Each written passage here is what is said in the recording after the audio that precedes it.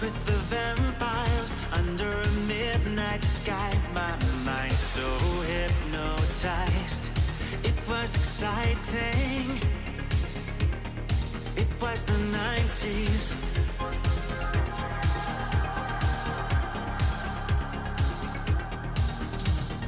Mama didn't understand it, and Daddy always said that I was going too far. Said there's never any compromising if you try to win the battle to be who you are. I dance to the left, I dance to the right, hold hands with my demons and creatures of night, on an undercover mission to find somebody else like me. Is there anybody out there?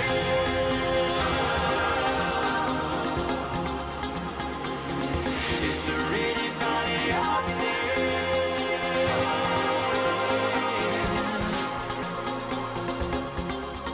Someone who can hear me and drink from the light, to see things from the same side. Is there anybody out there?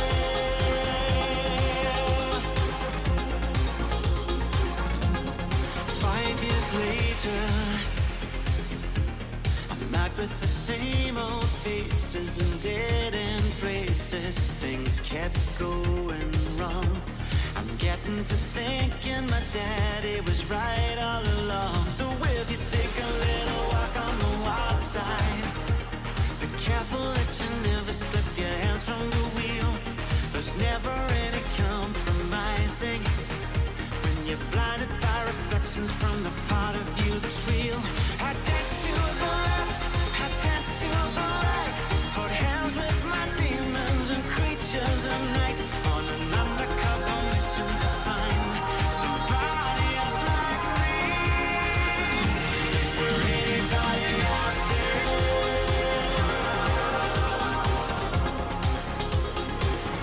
Is there anybody out there?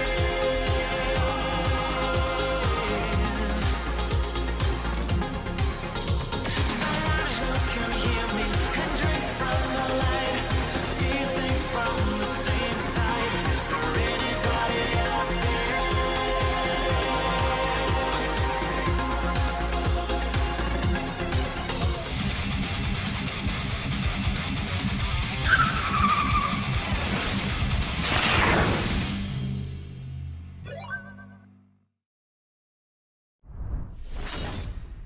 WWE was in Providence, Rhode Island tonight. In fact, they were in the same venue that they hosted the 1994 Royal Rumble in, where Bret Hart and Lex Luger went out over the top rope at the same time. Hot crowd, too, for most of the show, so shout out to Providence. We had a couple of people who were at the show tonight who said that it was loud, and they were hoping it came across that way on TV. The answer is yes. Yes, it did. We had a hot main event, Seth Rollins and Penta. Very cool to see Penta in the main event, even though he did lose. But he was super over. And the crowd was super into this main event here. Seth Rollins is the one with a match, of course, coming up at Saturday night's main event. Penta is not, so no big surprise there. But this was part of a show-long story that they were telling with Seth's crew, which appears to have a name now, possibly. It's not official, but it looks like they may actually have a name. But they went 3 for 3 in matches tonight here on this show. We had Seth Rollins beating Penta. We had Bronson Reed against Jey Uso, which technically wasn't a win for Bronson Reed. Wait until I get to that and how they classified that. But the job was to take out the competition. And that's exactly what Bronson Reed did to Jey Uso. And that's what Bron Breakker did to Sami Zayn. So they went 3 for 3 here on the show tonight. And I like that story. Again, they're trying to establish dominance here with this new group. And we got to see Bron and Bronson show off a little more personality on the show and actually speak up for themselves instead of just being background players like Secret Service agents. They got to actually speak for a change. Goldberg and Gunther. That is the World Heavyweight Championship match that is coming up on Saturday night in Atlanta. We have not had Goldberg physically on the show but for that first appearance he made several weeks ago, right? He did a sit-down interview with Michael Cole. We've got a video package with that 3 Days Grace song, Dominance. He was back in the flesh on the show tonight for one final, very brief face-to-face confrontation with the world champion, and quite possibly his final ever appearance on Raw, because unless he comes out next Monday to wave goodbye and officially announce that he is going to ride off into the sunset, this is it. You know, Saturday's supposed to be his final match, and that'll be the end as far as Goldberg goes, so quite possibly his last ever appearance here on Monday Night Raw. But also tonight, we had the final bit of hype and promotion for the Evolution show on Sunday, at least on Raw. We still have SmackDown. I won't be here on Friday, but SmackDown is still going to be taking place on Friday. Not much to speak of as far as hype for this Evolution show, which is coming up this weekend. This show feels like such an afterthought. I cannot imagine they bring it back again next year unless it is just to fuck with AEW again on the weekend that they host a big show. I just can't imagine it. And I got into a lot of the reasons why it feels this way, you know, on the Sound Off this weekend, and just the lack of respect, I think, that they have shown for the women's roster overall. All the women, Raw, SmackDown, NXT, anybody who's going to be involved in that show on Sunday, and we'll have the finger pointed at them if this show does not perform well. And that's to say nothing of the quality of the matches. We're talking about how the show actually does business-wise. It's just a slap in the face. And look, they're struggling to sell tickets. They're running Saturday night's main event in the same building the night before, and they've got about 11,000 plus, whatever the number is up to now, mostly focused on Bill Goldberg and this being his retirement match, the World Heavyweight Championship being on the line. So they're not having any issues, you know, and obviously Atlanta is his adopted home. Wasn't born there, but, you know, he played for the Falcons and he was big in WCW, which was based out of that whole region. So he's got a big name down there. It's understandable that they would do well. They're not doing as well on Sunday. Last I checked, it was maybe 5,000, not even, tickets sold in the same building. And it's not a shock when you look at the way that this show has been promoted, but also the fact that, frankly, what it really boils down to at the end of the day, okay, is the fact that they are running 3 shows in Atlanta. They are running 3 shows in the market in the same weekend. Because don't forget, they have that NXT show on Saturday afternoon at Center Stage, which I think has a capacity for the show maybe of 700 people. But they're running Atlanta all weekend long. It's just nonstop shows. And look, there's a reason why they had to cancel that NXT show back in May when they ran that whole Tampa weekend. Remember, they were going to do, I think, 4 nights in a row in the same market, and they had to cancel. The NXT show had like 1,700 tickets sold. They're like, we're not going to run a big building like this and have less than 2,000 people. We'll just move it to the PC. It's overkill. This is what they've been doing now. It's overkill. And unfortunately, the women are going to be the victims of that, I think, come Sunday. But we had the final bit of hype for Rhea Ripley and Io Sky, neither of whom were on the show tonight. So we didn't get any sort of face-to-face. We didn't get a contract signing. We didn't get a sit-down interview. Nothing like that. They kept it to a video package which had Rhea Ripley's voice. She was being interviewed for it. And that was it. So we didn't see either of them physically on the show tonight. But that should be the main event on Sunday for the Women's World Championship. Whether Rhea wins the title or not, those two are going to go out there and they're going to kill it.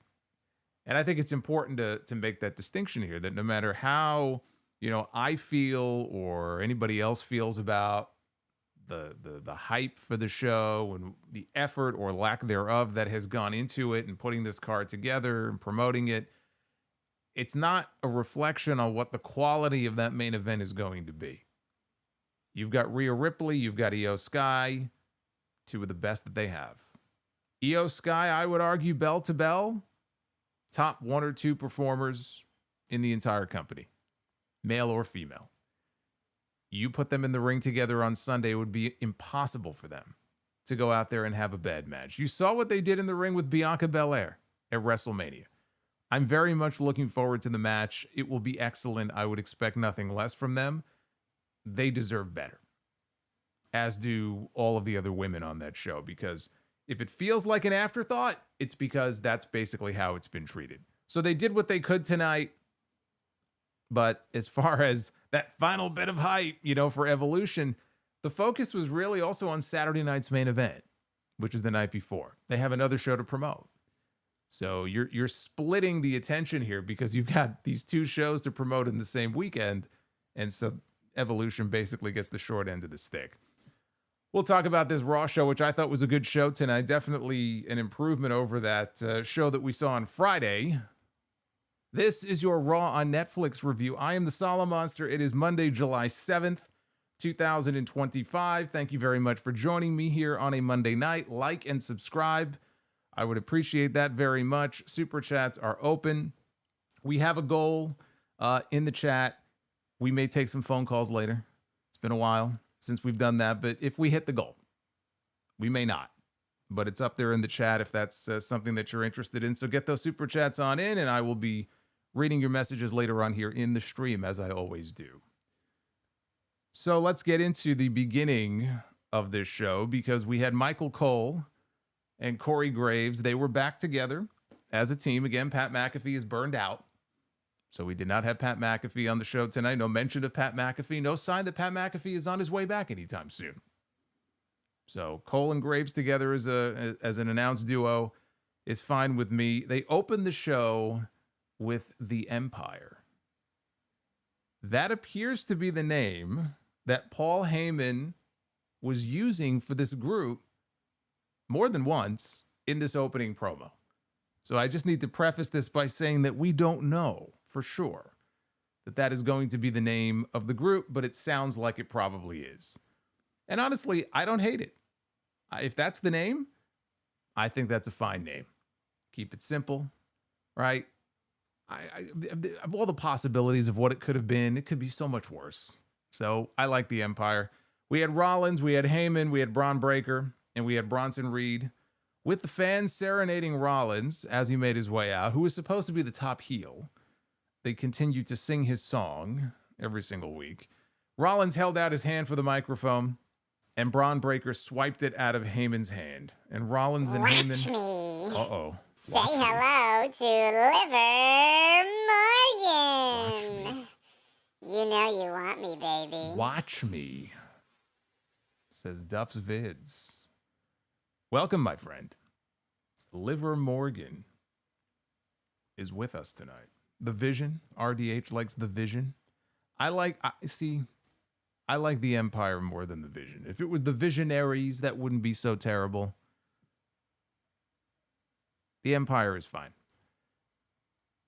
So Bron Breakker swipes the microphone out of Heyman's hand, and Heyman looks worried, and Rollins is not happy about this because he was about to speak. And I'm like, thank you, Bron. So he takes the mic, and he said that he was with Rollins and Heyman because they have a vision of him being the face of WWE for the next 2 decades. He has his own vision of a WWE without Sami Zayn. Breakker said that he doesn't like Zayn's face, he doesn't like his beard, he doesn't like his music, he doesn't understand why people like him. He doesn't get it. He doesn't understand why the fans are into Sami Zayn. He said Zayn has an expiration date, and he would put a stamp on it tonight. Breakker promised Zayn that he would maul his head off, and Zayn would end up looking at the lights. So Rollins got the mic, finally, and he asked Breakker, are we good? Are you good? Rollins then noticed that Bronson Reed was itching to say a few words. And so he handed the microphone over to Bronson Reed, who said that Breakker was a tough act to follow, but so was he. He said that he hit Rollins with 6 tsunamis, which built a respect between the two of them and is why Seth recruited him into the group in the first place. Reed said that Jey Uso didn't respect him, but that would change tonight because he would tsunami the respect into Jey Uso, just like he did with Seth Rollins. So Rollins grabbed the microphone, but he refused to speak because the fans were busy chanting for CM Punk, who was not on the show. So he gave the microphone to Paul Heyman. He goes, here, you talk. Heyman said that the Empire would strike tonight, strike first. He didn't mention like the Empire Strikes Back. He goes, tonight it's the Empire Strikes First. He said Roman Reigns didn't have the balls to come back and step up against them. Hint, Hint, hint. It's a little hint. There's also the big news that Seth Rollins will be donning the tights tonight against Penta. Heyman mocked Penta's stupid hand signals and said that Rollins would leave him unable to do them ever again because he would be stomped so hard later on tonight. Heyman also spoke in Spanish to Penta, and this blew Seth Rollins' mind. Rollins leaned in over to where Bronson Reed was standing, and you could hear him ask him, like, when did this fucking guy learn Spanish? I was wondering the same thing myself. When it finally came time for Rollins to speak, all he did was welcome everybody to Monday Night Raw, and that concluded the segment. That was the best Seth Rollins promo that I have ever heard. So that's good. That's number one. We finally got to hear from Braun Breaker. We finally got to hear from Bronson Reed in a segment like this at length, more than just a few words. This is something I've been waiting for. Hopefully we get more of this as time goes on because they've just been background noise the last few months. And you're only going to develop your character so much if you're not speaking. I understand Braun Breaker is the badass of the group. All he has to do is go out there and just spear people and bark. But it was nice. It was nice to finally hear from them. It would be nice, though, I will say, it would be nice if they cared, that they being Triple H and WWE, if they cared more about making these guys actual heels rather than the cool heels who, they come out to Rollins' music and everybody sings his music and Rollins and Heyman are out there doing their catchphrases. I mean, look, let the people bark for Braun Breaker because they're going to do it anyway because he's a badass. And to them, he's cool and it's what's going to turn him babyface eventually anyway. But as far as the rest of this crew, it doesn't look like they're going to change Rollins' music. I mean, hey, why would they, right? They like the visual. They like the whole scene of them singing his song. It's just weird, though, when he's taking out each of the top baby faces one by one, that these people are singing this guy's song on his way to the ring, right? It's just weird. But otherwise, like I said, Rollins, one of his better promos. So we go inside the Judgment Day clubhouse. Finn Balor was admiring all of their gold. They had them all sitting on a table. The Intercontinental title, both sets of tag team titles. And JD McDonough and Dominic were busy playing darts. Raquel Rodriguez was bothered by a memorial photo of Liv Morgan surrounded by candles that was set up by Roxanne Perez. And Raquel told her she's not dead. In fact, she's been rehabbing every single day and she'll be back pretty soon. And Finn Balor said, look, I wouldn't be so sure. It took me 8 months to come back from my shoulder injury. So Dominic then acknowledged there was a cake sitting on a table. And he acknowledged this get well cake and thanked Balor and McDonough for it. And both of them looked at each other and they said, we don't know anything about it. We didn't buy it. So Dom then read the get well soon. There was a message on the cake, get well soon, and it was signed AJ. So that was a little weird that the cake was sitting there the entire time. Apparently, he never bothered to look at what it actually said on the cake. So he finally noticed that. Then he looks over and AJ Styles peeks his head out from behind the curtain. After everybody else has left, he peeks his head out from behind the curtain. He goes like this. He does what was that? Meet the Parents, right? He's keeping an eye on Dominic Mysterio, who then grabs his doctor's note and starts waving it around. But by the time he turns around to show AJ's gone. So he's still throwing around that doctor's note. We still have to get that title match. I thought maybe they would announce it for Saturday night's main event. Shockingly, we still only have 3 matches on that show. I mean, I still feel like they have to add one more on Friday. It's the night before, but 3 matches. Every Saturday night's main event they've done so far has had at least 4. Some of them have had 5. If we end up with 3, I mean, how long is this fucking Goldberg match going to go? It's a Goldberg match in the main event. I'm surprised they don't have 6 matches on this show. I mean, I know they don't have any women's matches. They're saving them all for Evolution, but my God, you've got 3 matches, one of which is a Bill Goldberg match. Cash in or no cash in after that match. How long could it possibly go? They still have to add one more match to this show. We had Roxanne Perez One-on-one. Yeah, well, you know what? RDH makes a very good point. You make a very good point. How 3 matches and how many commercials? That's true. That is true. With all the commercials, that'll take up the rest of the show. You're right. Look at Richie Rich over here dropping all this money on me. Hey, I just want you to know, I think you rock. I don't mean The Rock, A-Rock, you rock. And I just wanted you to know that. Havili is with us. And so is Fire Panda, by the way. I don't know why yours didn't play. Fire Panda dropped a 50 bomb before. Shout out to Fire Panda, the one and only. But shout out to Havili as well with a $130 super chat. All the way from Brisbane, Australia. Havili, thank you very much. I hope you had a great weekend. I hope you are doing well. I'm going to get to all your messages here and read them in just a little bit. Don't go nowhere. We had Roxanne Perez one-on-one with Kairi Sane. Kairi went up top a few minutes into this match. Raquel Rodriguez was outside the ring. She distracted her long enough for Roxanne to pull her down. Roxanne targeted Kairi's previously injured wrist. That's the injury where she was out for many months. I believe she had surgery on it. After a break, Kairi avoided a charging Roxanne and then threw a kick that missed badly enough that Corey Graves had to cover for it by saying she didn't get all of it. A little while later, Kairi put Perez down with an Alabama slam. Kairi went up top for her insane elbow, but Raquel pulled Perez out of the ring. Kairi dove from the top rope onto Raquel. It's her punishment. Roxanne, though, got Kairi back in the ring and then set up for Pop Rocks. Kairi, though, avoided it, used the backslide to pick up the win. Now, after the match was over, the heels attacked Kairi. You knew exactly what this was leading to because we still had one team yet to be announced for this women's fatal 4-way tag team title match on Sunday. And Kairi Sane is being beaten down in the ring. If only she had a friend. I wonder who it could be. Well, we heard Asuka's music. Asuka comes out. She's wearing a leather jacket. She comes running down to the ring and makes the save. The two of them clear Raquel from the ring, and Asuka then held Roxanne in a scorpion death drop position while Kairi went up top and came off with the insane elbow.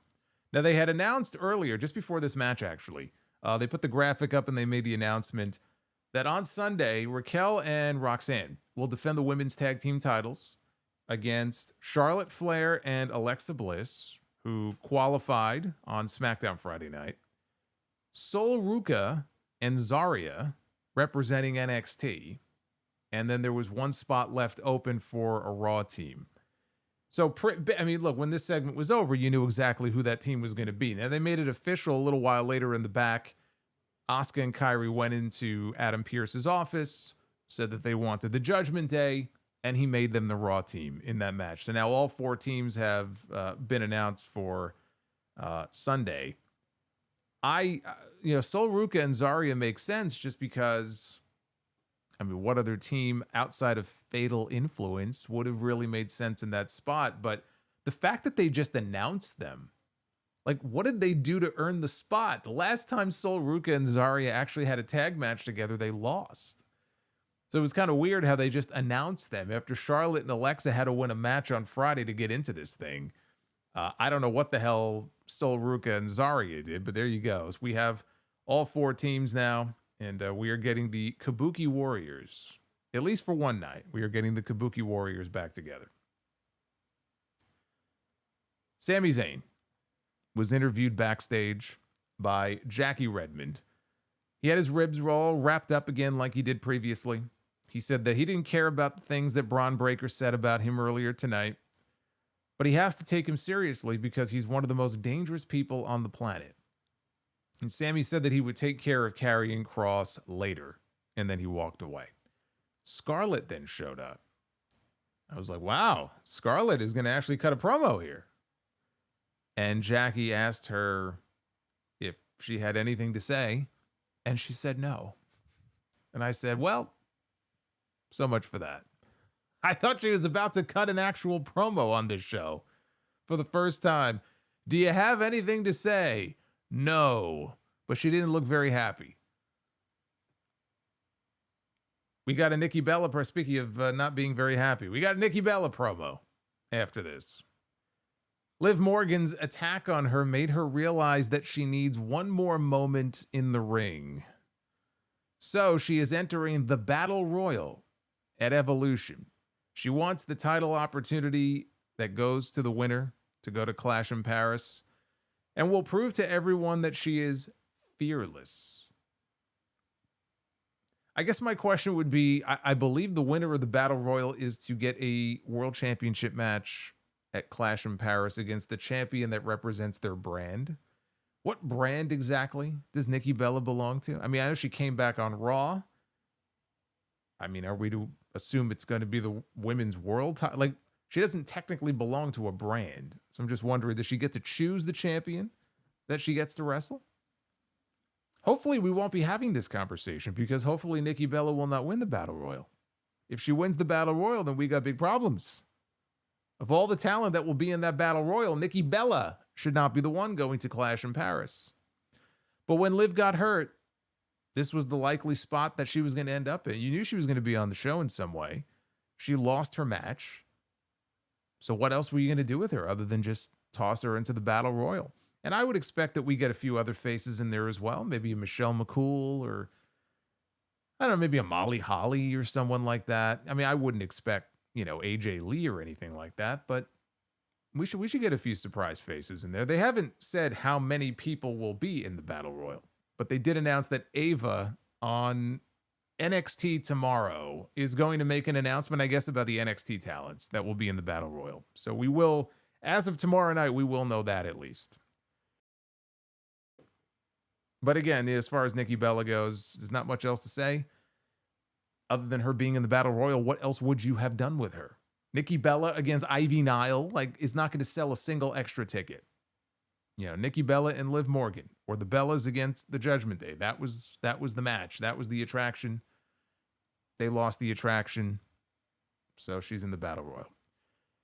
Kofi Kingston and Xavier Woods, they came out during the commercial break. You may not have seen this, but they came out during the commercial break wearing black veils and carrying flowers to announce that the tag team division is hereby dead after they had their tag team titles stolen from them last week by the Judgment Day.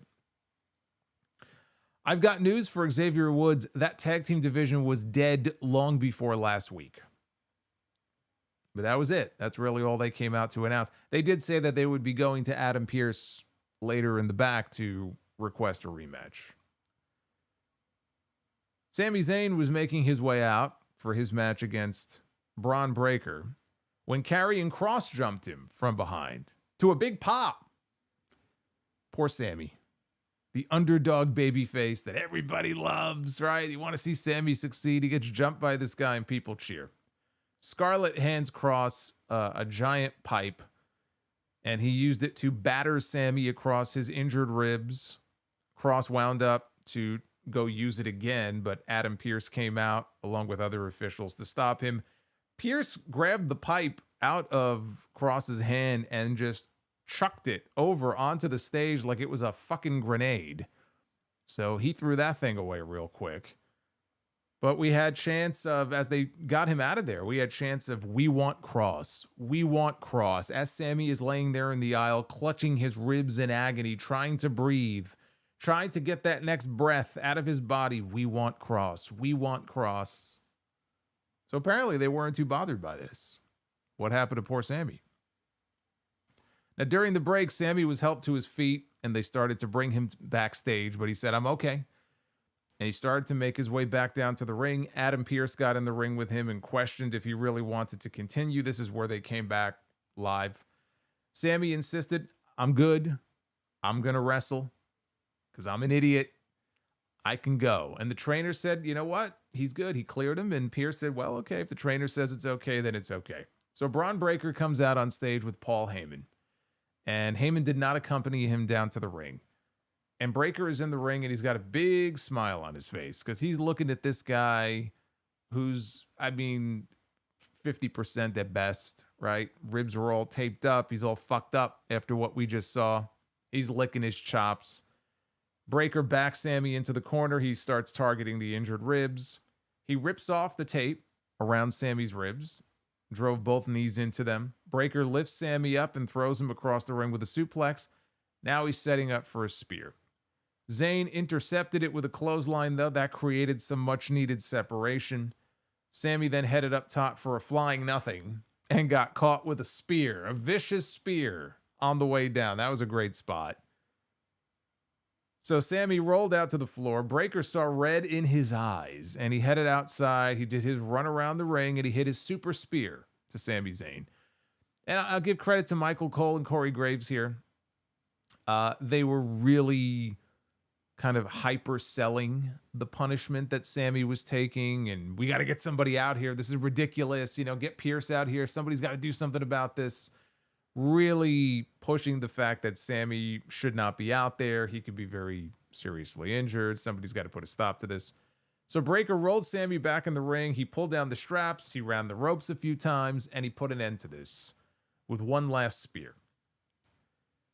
This was more of an angle than an actual competitive match. This wasn't really meant to be that. We've seen Sami Zayn and Bron Breakker have matches before. That's not really what this was intended to be. It was all about building Bron Breakker. Building Bron Breakker up as a dangerous SOB that you do not want to mess with. As you know, a monster. And I think it was effective. You know, it was effective for what this intended to do. And it was part of a show-long story. Again, Jey Uso was going to be up next. He was the next victim coming up. We had Penta yet to come at the end of the show. Sami Zayn was the first domino to fall here in the story that they were telling on this show.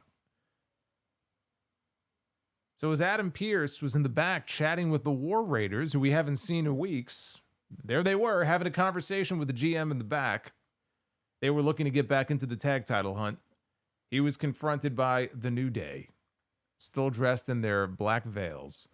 They accused Pearce of helping kill the tag team division by giving the Judgment Day a shot at the titles.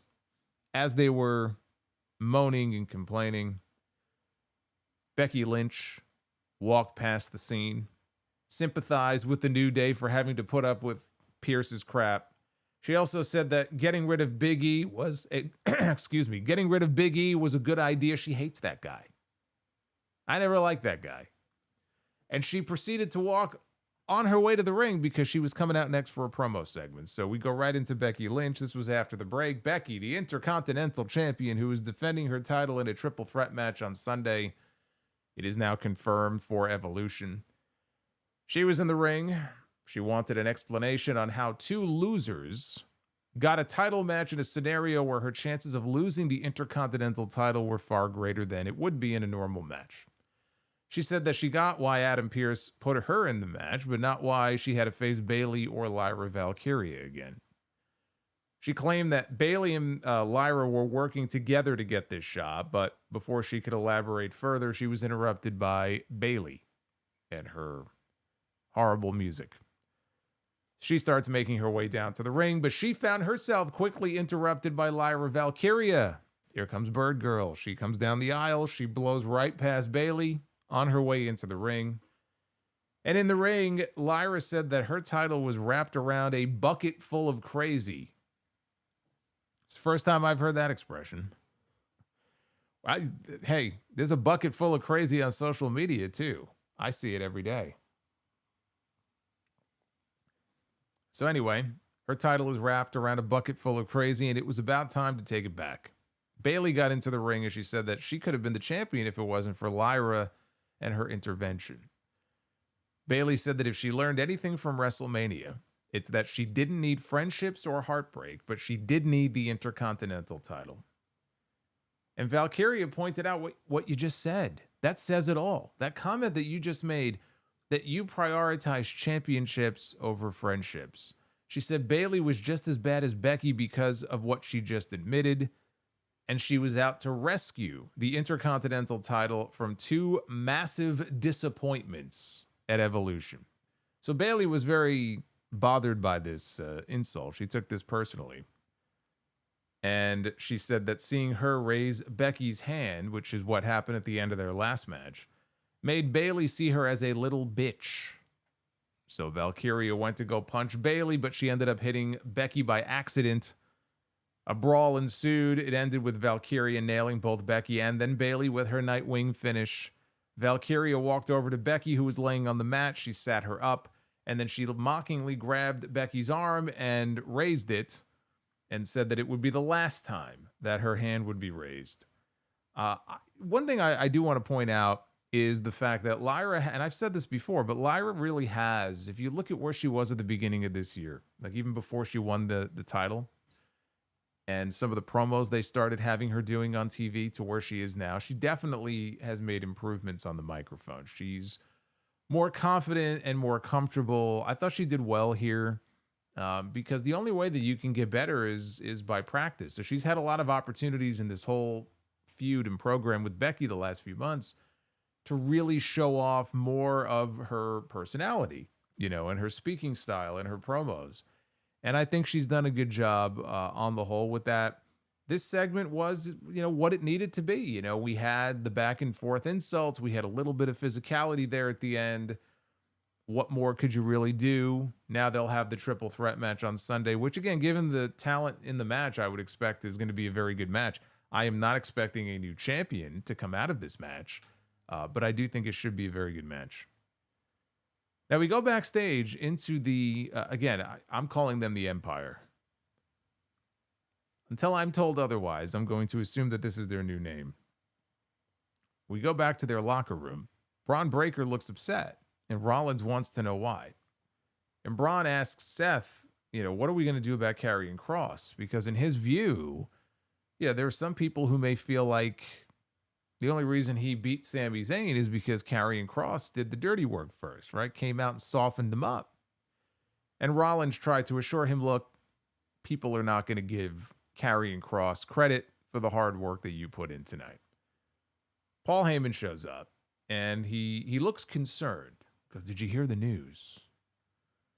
And he goes, Sami Zayn is out of action indefinitely. And they all have a good laugh at his expense. Rollins asks Reed, why are you laughing? Goes, looks to me like Jey Uso, as of this moment, is in good shape. And Reed said that Uso wouldn't be when he was done with him. That led into the next match, which was Bronson Reed one-on-one against Jey Uso. Uso dodged a senton from Reed, kept up the attack with some punches and a kick that sent Reed outside. Jey hit a suicide dive that sent Reed over the announce desk. And then there was a super kick that sent Reed backwards in such a way that he was now seated in a chair. He was seated in one of those big announcer chairs, the office chairs, long enough for another super kick to rock him backwards. And he fell backwards over the chair and out of the chair. So Uso got back in the ring and he was looking for another suicide dive. And the way they shot this was great. You see Jey Uso, the camera's focused on him. He's hit the ropes, right? He's coming off the ropes. He's going to fly through the ropes. And he is stopped in his tracks because Bronson Reed yeeted. You talk about yeeting. He yeeted this fucking chair, this office chair, right at Jey Uso's head. And the referee calls for the bell for what you would assume is a disqualification.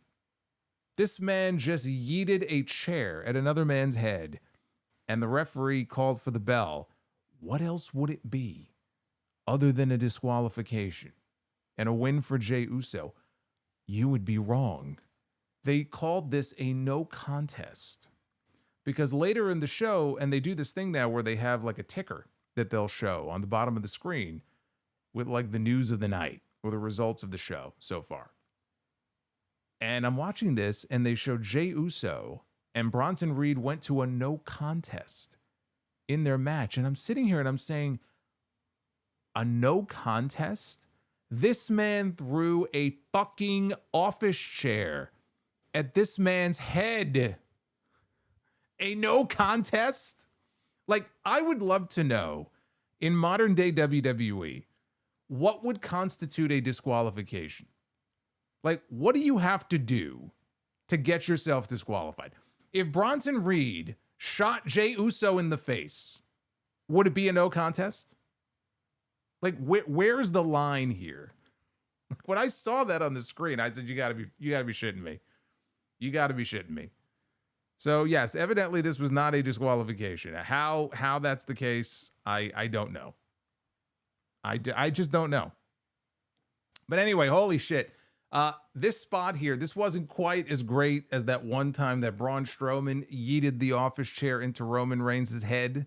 But it's still a great spot. I love when they do that spot.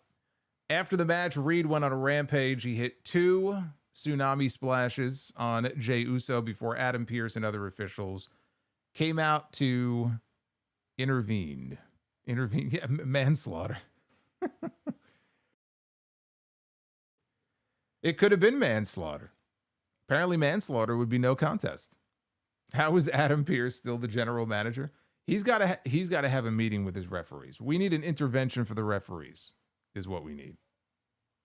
That is what we need on these shows. Remember back in 99 when the referees went on strike and we had that scab referee? We need to have a segment where Adam Pearce and Nick Aldis, they round up all their referees and they let them know that it's about time that they renew their training. So they're going to be mandatory training courses for these referees. I can't quite figure that out. This match only lasted 3 minutes. It was the same situation as the Braun Breaker thing, where it was more of an angle than a match. It was a means to an end. The outcome of the match, as far as who wins and who loses in this case, isn't even really relevant. I mean, again, I'm just blown away by them calling it a no contest. But whether Jey wins or Reed wins, in this case, it doesn't matter, because the point was take out Jey Uso and leave him laying at the end of the segment. And actually, Jey Uso got back to his feet and he was helped to the back. So it wasn't like he was all laid out or anything like that. But it was more of an angle to just show the dominance of Seth's crew. That was the point of this. Now, after this, Michael Cole was hyping up that they actually put a fact on the screen. It's like the fact of the day or whatever they called it, up on the screen, where it said Goldberg could culminate his career on Saturday night's main event this weekend. He could. Because you see, the idea is that if he beats Gunther and wins the World Heavyweight Championship, then conceivably his career may continue, right? There's a chance that his career may go on if he's the champion. God forbid. We got an LA Knight video promo promoting his Saturday night's main event match against Seth Rollins. And he was cutting a promo on Seth. And in this promo, LA Knight talked about how he took 3 tsunami splashes from Bronson Reed and he returned a week later.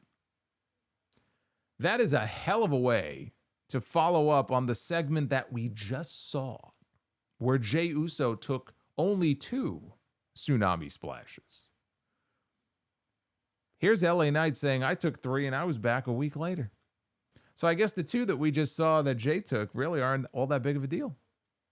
I would expect to see him back on the show looking quite good next week. We shouldn't have to wait too long to see him again. We also got a good video package promoting the Rhea Ripley Io Sky match, which was the only bit of promotion we got all night for their match on Sunday. Saturday? Sunday. So many fucking shows. I don't know which day each one is. Evolution is on Sunday. So we got a video package here. This is very likely main eventing the show. There really is no other match on the card that is deserving of that spot. Not even Tiffany and Trish. Rhea and Io. They're the ones with, as you saw in this video package, history that goes back all the way to 2018. And they were showing highlights of their very first match in the Mae Young Classic. Can you believe it's been 7 years since the Mae Young Classic? It's crazy. But the story here is that Rhea Ripley cannot figure this woman out. Io Sky has Rhea Ripley's number. Rhea Ripley has yet to beat Io Sky one-on-one. She lost to her in the Mae Young Classic. She lost to her another time in NXT. She lost her championship to her on Raw earlier this year. She lost to her in the triple threat match at WrestleMania. All of these things would seem to add up to a title change on Sunday, because they're really leaning in hard on this idea that Rhea just can't beat Io Sky.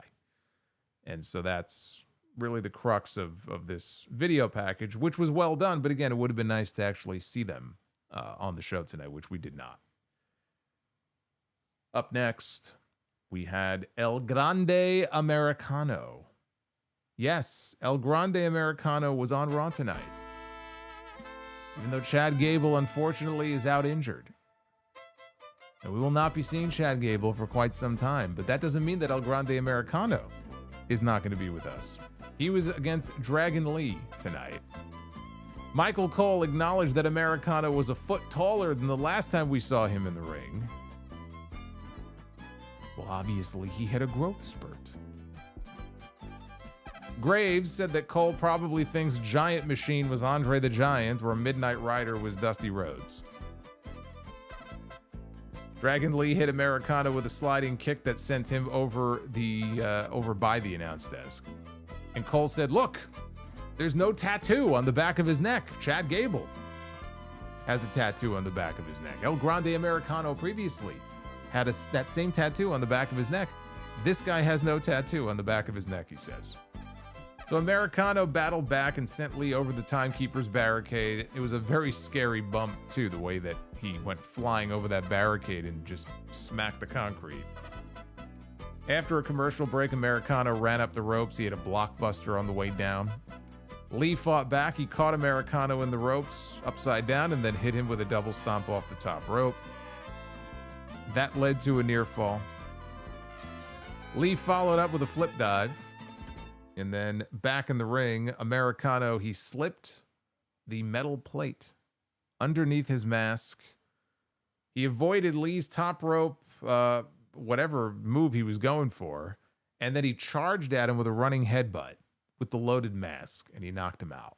And Americano covered Dragon Lee, and he pinned him.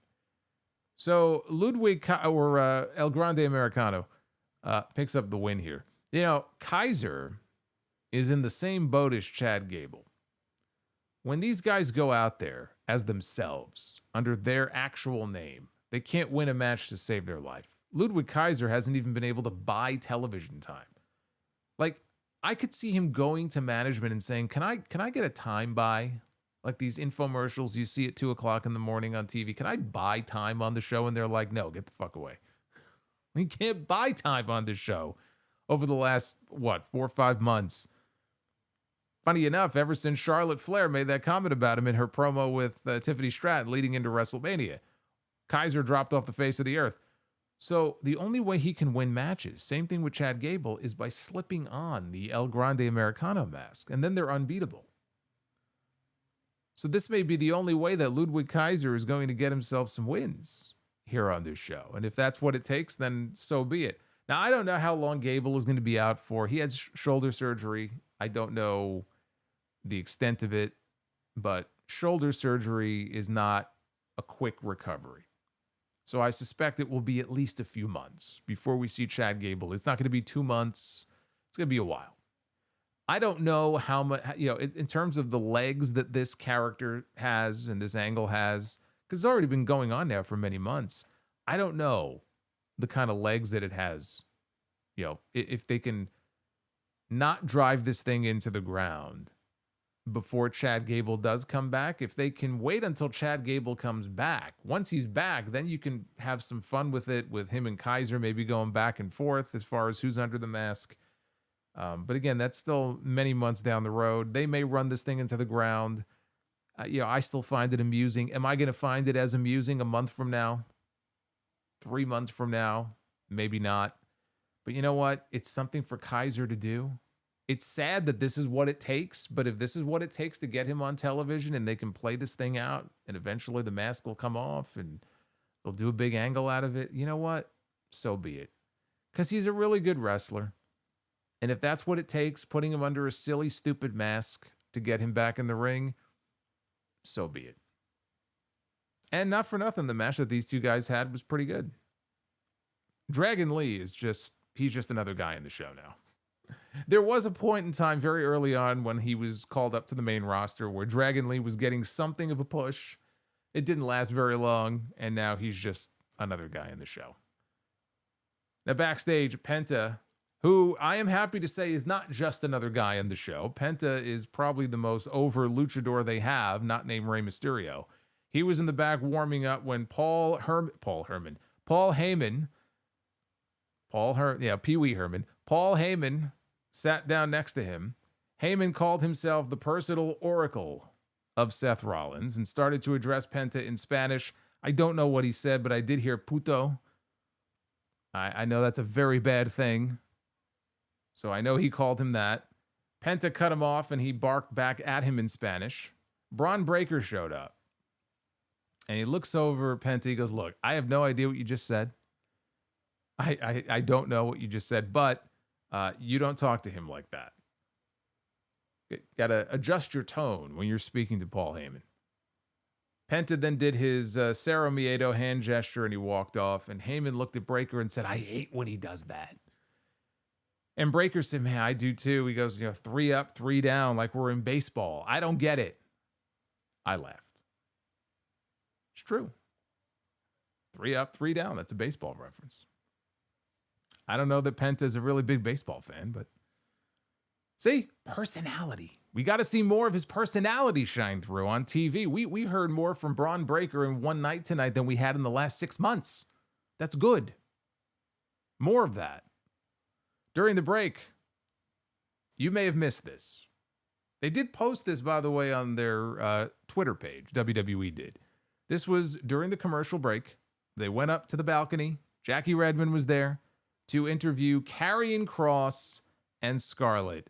And when they when she introduced Kross and Scarlett, big pop from the crowd. Like a big ovation for these two. And they replayed the attack on Sami Zayn earlier in the night. And she asked him, what do you have to say for yourself? And he says, wasn't that great footage? And the people cheered. Poor Sami Zayn. First they chant, we want Kross after he's laying there in the aisleway. Now they replay it again. And this man is gloating about it. And the fans are cheering. We got loud chants of, we want Kross. We want Kross. And Kross says, well, now you got me. And everyone goes, yay! And they all cheer. And now you got me too, Sami. And every week you come out here, I'm going to blast you in the guts with a steel rod. He says all he needs Sami to say is Kross told the truth. And until he does that, this is going to happen week after week after week because let's tell the truth, Sami. He is the devil they know versus you, the devil they don't. And that got another big pop. And the best part about this entire thing is Jackie Redmond at that point is taking it home because they're about to come back from commercial. And as they're winding down the segment, right before they cut away and they faded out, Kross reaches over, he grabs Scarlett by the head, and he begins putting a lip lock on her. Starts making out with his wife to another big pop as they cut away. This man is very much enjoying the fan support that he's been getting. That much is very clear. I know there's been a lot of talk about his contract status. His contract supposedly is up, possibly in the next month or so. Is he going to stay? Is he going to go? I think he's going to stay. I'm sure they're going to offer him an extension. They'd be crazy not to with this kind of support that he's been getting. And whether it's a short-term deal, like a 1-year thing or a 3-year thing, I think Karrion Kross is staying in WWE. And if they can actually get serious, about giving him more consistent television time, which they have been doing the last few weeks. So this is exactly the sort of thing they need to be doing. You hear him getting these reactions. Like tonight, they were in Providence, Rhode Island. I don't think he has any connection to Providence, Rhode Island. Maybe once in his life, he drove through Providence, Rhode Island. Maybe he worked an independent show there many years ago. I don't know. But whether it's Providence, whether it's Saudi Arabia, whether it's any other arena, we've seen this where they show him on screen or he makes an appearance and he gets a reaction. Good. Capitalize on that. Build on that. Maybe this could turn into something even bigger. But yeah, there's been a lot of contract talk. I would not expect him to be going anywhere. After a break, it was time to hear from the ring general. our esteemed World Heavyweight Champion, Wooings. Yes, he got a name change. Our World Heavyweight Champion, Gunther, on his way down to the ring. And he said, oh my God, look at that. Oh, man. Hey, Big Hoss, what's going on, man? Thank you for the $2.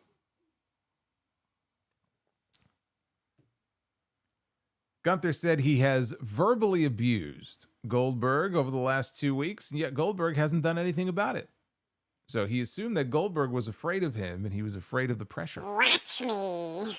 Say hello to Liver Morgan. You know you want me, baby. Liver Morgan. We may not have Liv Morgan on TV, but we will always have Liver Morgan. Thank you, Duff's Vids. So Gunther assumed that Goldberg was afraid of him and afraid of the pressure. Now we hear the sound of a car engine interrupting Gunther. He's looking around, and then they show us on screen.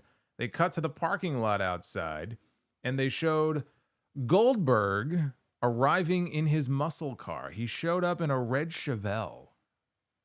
Pretty nice car. He exits the car, leaves it running. He's wearing his Goldberg's, what does it say? Goldberg's last stand, or Goldberg can't stand? I don't know what it said. Anyway, he gets out of the car, and he begins to make his way into the building where he makes his entrance through Gorilla. They play his music. And there was a loud ovation for him. The people were, I don't think they were necessarily expecting him to be there because, again, we haven't seen him in the flesh over the last few weeks. So I think it was a combination of people who wanted to cheer for him, but also people who were like, oh shit, he's actually here. So he got a good reaction coming out, and he was met by Goldberg chants. He gets in the ring. He and Gunther go face to face. And now this was all off mic. This was not being said into the microphone, but you could read Goldberg's lips. He's telling him he's ready for a fight. Why wait until Saturday? Let's go now. So Goldberg starts daring Gunther to hit him. So Gunther goes and takes a shot, and Goldberg blocks it, and he knocks him down with a punch of his own. And then Goldberg goes to the corner. He begins to set up for a spear. Gunther, though, rolls out of the ring before he could hit it. The good news here. Goldberg's last ride, right? Okay, that's what the shirt says. That's right. Thank you. Yes. Goldberg. I thought it was Goldberg's last stand. Goldberg can't stand. Goldberg can't drive. No, it's Goldberg's last ride. The good news is that the crowd was loud for him, and they were happy to see him come out and actually confront Gunther. They were chanting Goldberg, so that's good. That's good. The bad news is he was blown up after throwing one punch. And the shorter that this match is on Saturday, the better. Otherwise, Gunther is going to have his work cut out for him. And when I say short, I'm talking 3 minutes. If this goes much longer than that, I'm talking 5 minutes, 6 minutes, 8 minutes. It's going to be a struggle. I'm sure he's in the gym. Look, he's in good shape, especially for a 58-year-old, right? He's in better shape than I fucking am. But there's a difference between being in good shape, walking around, and being in the kind of shape that he wants to be in, getting back into the ring, right? He can't do it. That guy that they showed in the video package last week, killing dudes and, picking up Hulk Hogan like he's nothing and winning the title at the Georgia Dome. That was the peak of his career. Dude, that was 1998. That's a long time ago. And he's on record as saying that he's gotten hurt a bunch of times trying to train and prepare for this match. He's got a bad knee that really hurts him. He can't run on it, all these different things. Goldberg's matches were generally short anyway. But in this case, they have to keep this very short. Otherwise, it's going to expose him in a lot of ways, and it's just going to make for a bad match. And if you just look at it from the perspective of, you know what, this guy was so insistent on having a retirement match, and he was so angry that, Vince McMahon promised me one, I never got one. That's why I think we're getting it now. I think Triple H really just wanted to shut him up and is like, okay, we'll give him what he wants, and that'll be it. I do. I think that he was just tired of hearing him complain on podcasts and interviews and stuff. Okay, so now it's here, right? The whole reason he insisted on wanting this rematch is he didn't like the way things went in his last match. He got the call very late. It was for a Saudi Arabia match against Roman Reigns. This was 3 years ago. He got COVID right before, which they may not have known about, but he got COVID. It's like everything that could go wrong did go wrong, and it was a terrible match. And he obviously is not happy with how that match went. He didn't want that to be the last memory that people have of him. So in his mind, he really wants to go out there and have a match that he can be proud of. So for his sake, I hope he can do that. And the way to do that is to not overexpose yourself and to not stay out there for too long. He cannot do a match longer than a few minutes. He's just not going to be able to do it. You know, unless it's a lot of stalling and, you know, Gunther leaving the ring and doing like old school heel type shit to try to drag it out a little bit. But I said, you know, for all the commercials we get on these Saturday night's main event shows, you can fit the entire match into one segment. You don't have to take a break in the middle of this match. Like, we're so used to this with WWE shows where after 90 seconds, you know, it's like, gotta go to commercial. No, you can fit this whole fucking thing in one segment. And so that's what they need to do. And hopefully for his sake, he can at least be happy with his performance and be content to just leave it alone and ride off into the sunset. That's really the best that I think you can hope for, that the guy doesn't go out there and embarrass himself on Saturday. The main event was Seth Rollins one-on-one with Penta. Penta in the main event. That sounds all right to me. I like that. Penta surprised Rollins with a super kick right as the bell rang. And then out at ringside, Penta was chopping away at him. He went for another chop, which Rollins ducked. And so Penta ended up chopping the LED casing around the ring post. Penta, though, made a comeback. He hit a diving Hurricane Rana off the timekeeper's barricade and took Seth down to the floor. As Penta got back in the ring, Rollins took advantage with some stomps. He attempted a pedigree. Penta, though, countered out and sent Rollins to the outside with a clothesline. He followed that with a tope con hilo that dropped Rollins and himself. He kind of splattered himself on the floor as well. That led to the final commercial break. They showed a cut right above Seth's eye. Was bleeding. Nothing too terrible, but it was a bloody cut. And so Seth is yelling at Penta after, you know, you made me bleed my own blood. You know, and most people are going to say that comes from Dodgeball, but which is true. But Dodgeball got it from The Simpsons. Just FYI. I'm not even like a huge Simpsons fan. I haven't watched all the episodes or anything like that, but even I know that. So Penta looked for the Penta driver, but Rollins escaped. He could not, however, escape the backstabber from Penta that followed. As both men recovered, Rollins lifted Penta on his shoulders before dropping him with a gutbuster. Rollins headed up top, and he started mocking Penta's Cerro Miedo, and then he hit the frog splash, only for a 2 count, though. Rollins had Penta in position for the stomp, but could not connect.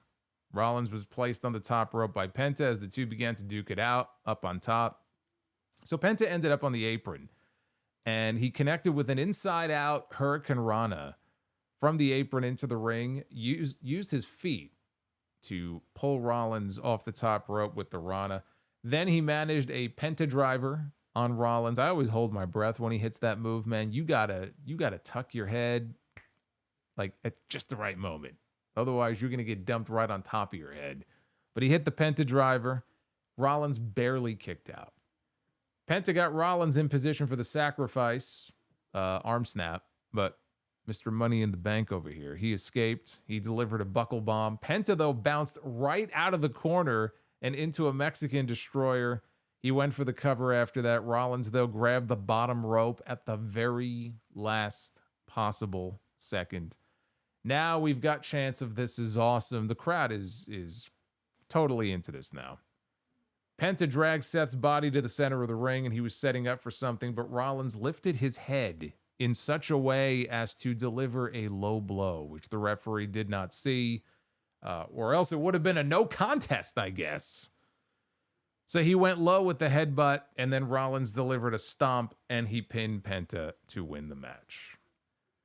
After the match, Paul Heyman called, literally on his phone, Bron Breakker and Bronson Reed to come on down.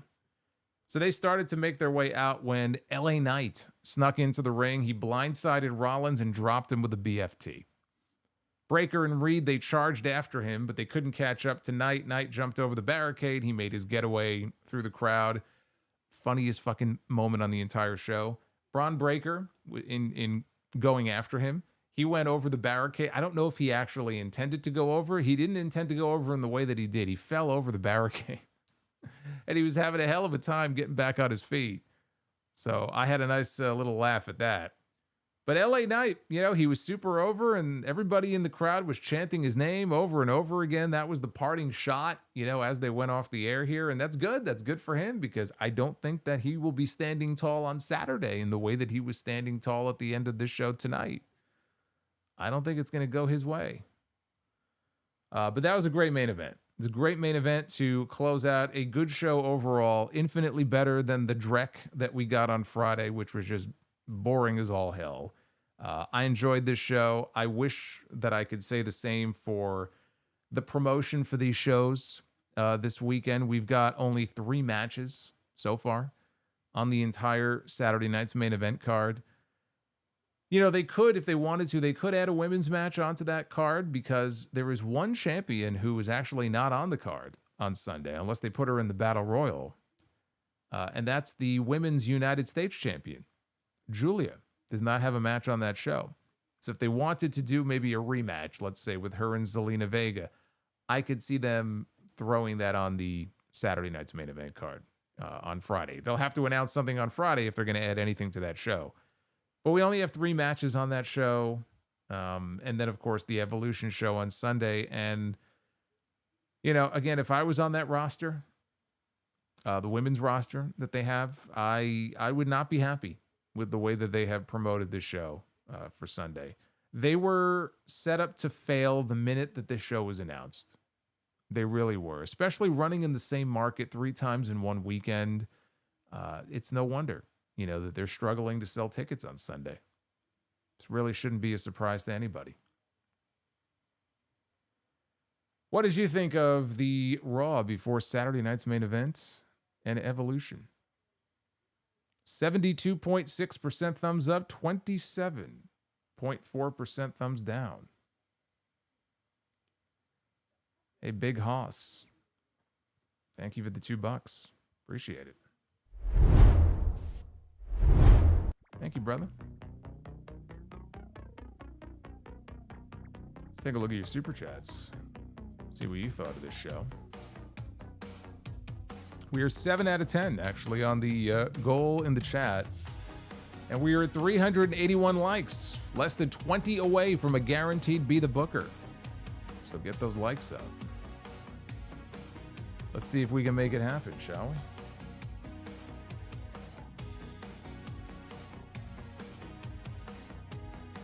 Hey, Dried Chicken, getting us started here. Pair of super chats. $10 in total. Thank you, brother. I'll admit, he says, I don't like how they put together the Rhea versus Io match.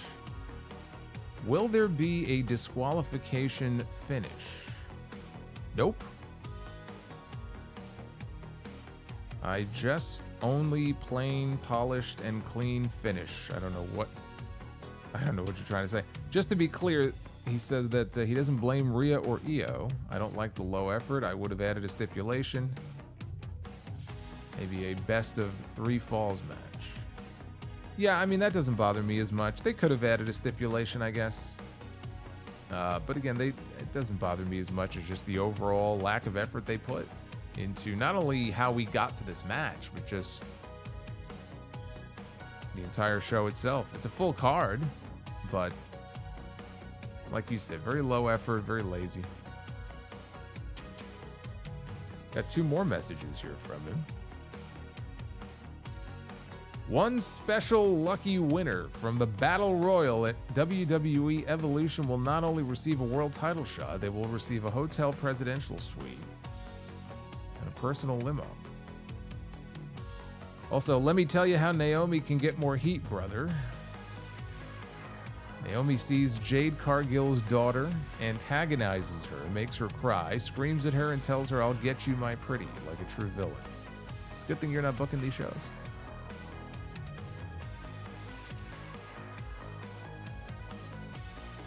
Jace Laser. Today is my 27th birthday, and I want to say I've been a fan since TV Tracks. Well, then that means you've been a fan for a long time. TV Tracks, man. We're going back to what? 2012? 2013? Thank you, Jace. Happy birthday. Happy 27th birthday. I hope it's great. I don't know if today is technically his birthday. It's now after midnight, but happy birthday. Holiday 197. Hi, Solo. It's disappointing that the women's U.S. title will be the only women's title not being defended at Evolution. They have 7 matches already set. Yeah, including the NXT championship, I believe. So, even the NXT Women's Championship is being defended on the show, but not the Women's U.S. title. And we have hit the Be the Booker goal. Look at that, 402. So we'll be doing that in a bit.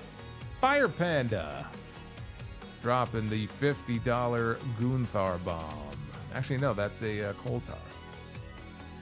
Says, thinking about it now, if WWE had gone to Netflix in 2019, 2020, says, then they could have made actual full-length weekly Firefly Funhouse episodes as its own separate thing. I would have been so down for that. You'd have to really go all in for it to work. You know what? Weekly, I think that would burn itself out pretty quick. It's one of those kind of unique special things that you got to keep unique and special. I don't think that would have worked. GMB. Name one star, WWE or AEW. You want to turn face or heel?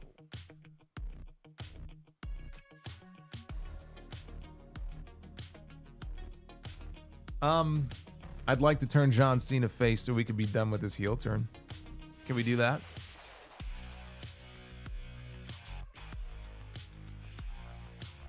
Duff's Vids with a 1999. Says, wasn't here Friday night because of a health scare. Thought it was a mini stroke. It turned out to be Bell's palsy. Oh, I'm sorry to hear that. Eating and drinking is annoying and the eye feels dry sometimes. Thank you for the stream, Solo. It helps more than you know. I'm very sorry to hear that. I hope it clears up. Usually, I think in most cases, because I had a family member who had Bell's palsy, and I think it lasted 6 weeks. And then it usually resolves itself. Off! It's a direction you can fuck! Which is really what makes the Jim Ross thing so crazy, you know, that he got afflicted with it in 1994. That's why Vince fired him. And the only reason Vince brought him back later that year is because Vince was on trial and he needed an announcer. So he brought back Jim Ross. But that was the first time he got afflicted with it, and he never fully recovered. And then he got hit with it 2 more times. 98, I think it was the same night that he found out his mother passed away. They were in the UK to do a UK-only pay-per-view.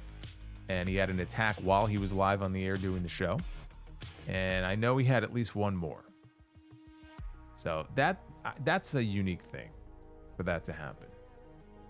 Hopefully in your case it was relatively minor, and hopefully it'll resolve quickly. I'm sorry.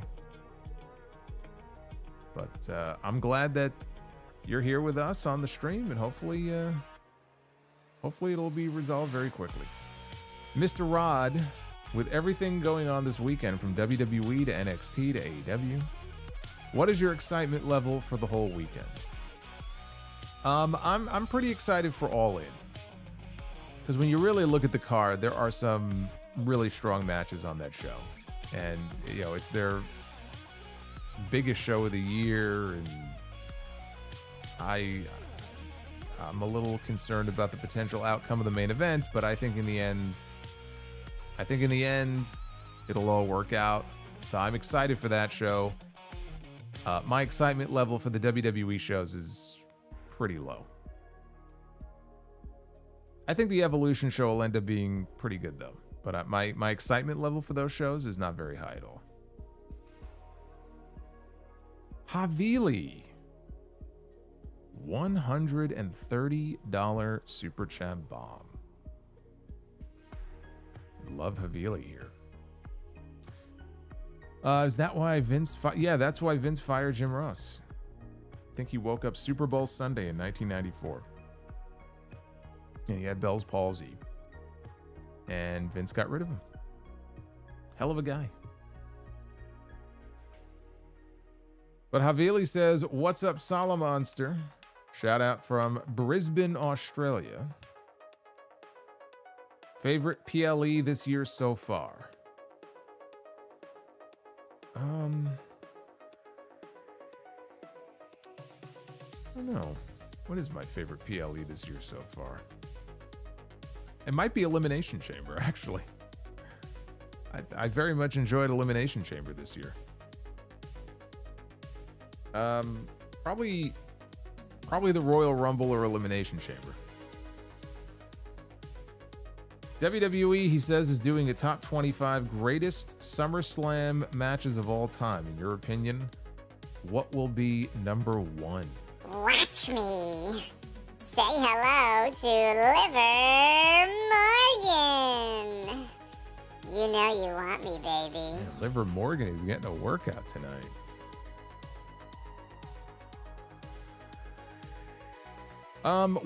My guess is they'll put Brett and Davey Boy at number one from 92 at Wembley. If I had to venture a guess, that's probably going to be it. Jeff Jarrett said that X-Pac deserves a solo induction into the WWE Hall of Fame. Do you agree? I do. Thank you, Havili. Justin G, sorry I missed you last week. On call sucks. Anyway, Sidro said that my dad jokes are immature. How absurd. They're full grown. Yeah. I like that. I see. I wasn't expecting that punchline. You caught me there. Tay-Day, what's up, Solo? What faction in WWE do you think would have gone on to great success, but it ended too soon? The Hurt Business. Nico. How good was Velveteen Dream versus Matt Riddle back at NXT TakeOver? I remember it had the most unpredictable ending to a match. I only vaguely remember that. The one that really stands out to me is the whole Velveteen Dream Aleister Black thing. And their match, Black winning, and then sitting next to him and saying, I'm paraphrasing here, but basically acknowledging him and calling him Velveteen Dream, and like the pop that it got, because he wouldn't acknowledge him in the lead up to the match, but he earned his respect enough that he finally acknowledged him, and it got a big pop. Like that was, it was just such a great story they told. Dry Chicken says, you know what? New Day and Becky as a team equals cinema.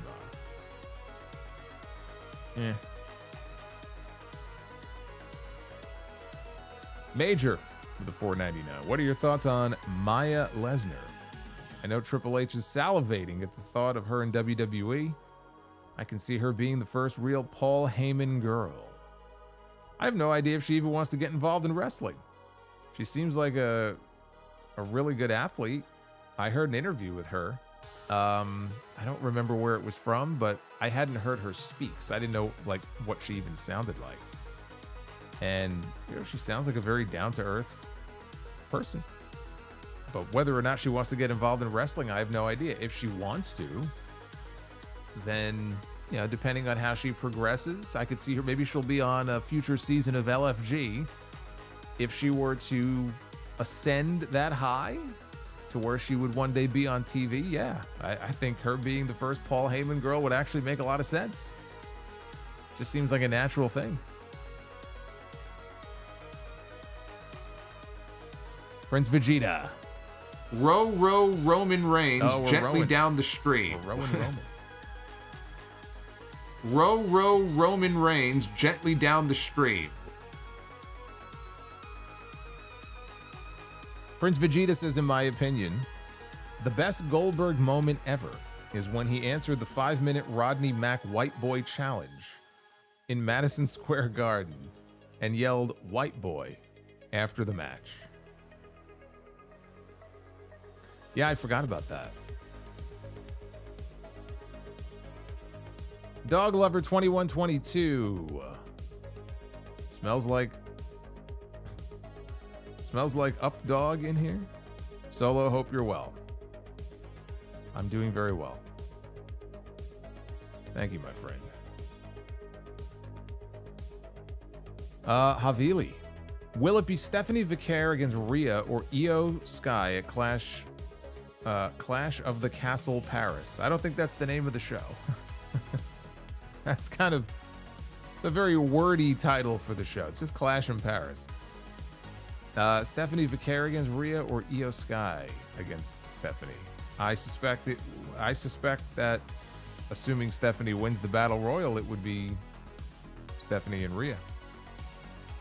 I think they want Rhea to be the champion going into Perth when they come back to Perth for Crown Jewel in October. If Goldberg and Brock Lesnar did not leave WWE in 2004, what is the possibility of getting a rematch at SummerSlam 2004 or WrestleMania 21? I don't think they would have revisited that match. I think Goldberg beat him and it was terrible, and I don't think they would have gone back to it. I think they would have moved on to something else. Dried Chicken says, one day Omos may dress up as El Grande. Yeah, good luck fitting him into the mask. They'll have to have a custom mask fitted for him like they did Andre when he was a giant machine. Just Reddit things. I know that it is a way off, but I can't wait for the first time Bron spears Seth. Going to be awesome. That's the play. Down the road. That's going to be his Batista moment.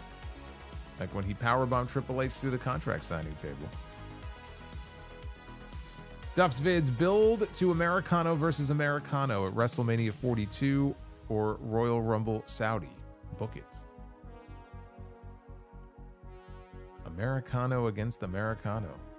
If you think about who's underneath the mask in both of those instances, that match could actually be pretty fucking great.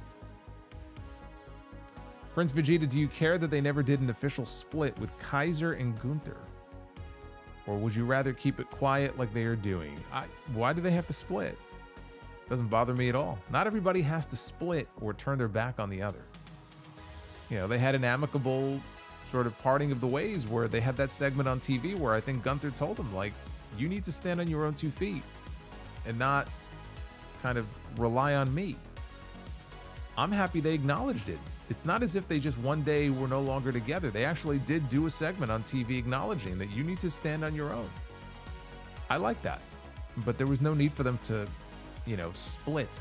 I don't really know why there would be a need for that. Big Hoss. Ray and Andrade to Raw. Phoenix helps Penta. Andrade joins Paul. Paul. I thought you meant Logan Paul there for a second. Drew McIncock with the $4.99. Can I get a birthday shout out? It was on Friday, but I was gone celebrating. Turning 26. Been a fan since 2015 thanks to TV Tracks. Thank you for all the great content. Happy birthday to Drew McIncock.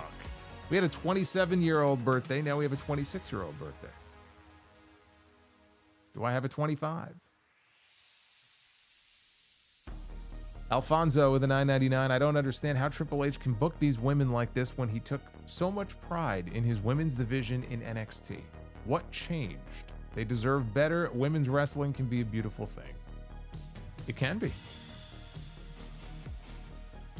And there are times where, you know, the women will be in main events or there'll be a good story to invest in. It just doesn't happen enough. So what happened? I think what happened is that now he's in charge of the whole thing. You know, before it was NXT, it was a small pond. And the women's division is really what was, you know, at times carrying the show. I mean, you know, during Black and Gold, there was a lot of talent. But even then, the women's division, there was a lot of talent there. But now he oversees the entire thing. So, you know, his attention is on multiple things. And sometimes the women get neglected, and it's very apparent. This show, for example, on Sunday is a great example, I think, of being neglected, but it's also only happening for one very particular reason, and we all know what that is. That's it. There's no, I mean, again, 7 years, and you do finally a second Evolution show this weekend of all weekends.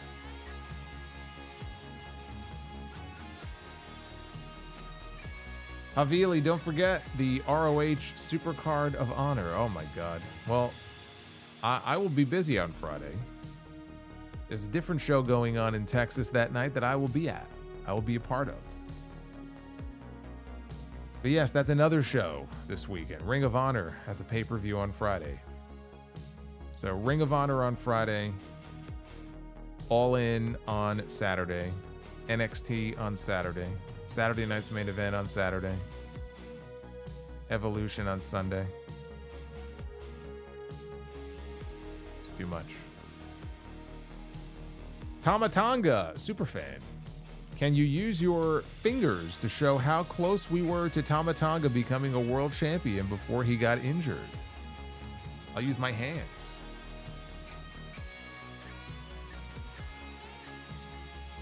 We weren't close. Jeremy Rose with the 22, Money in the Bank, Night of Champions, and now this 3-event weekend all in the span of 6 weeks. And don't forget a 2-night SummerSlam is coming as well. There's too many big shows with minimal build.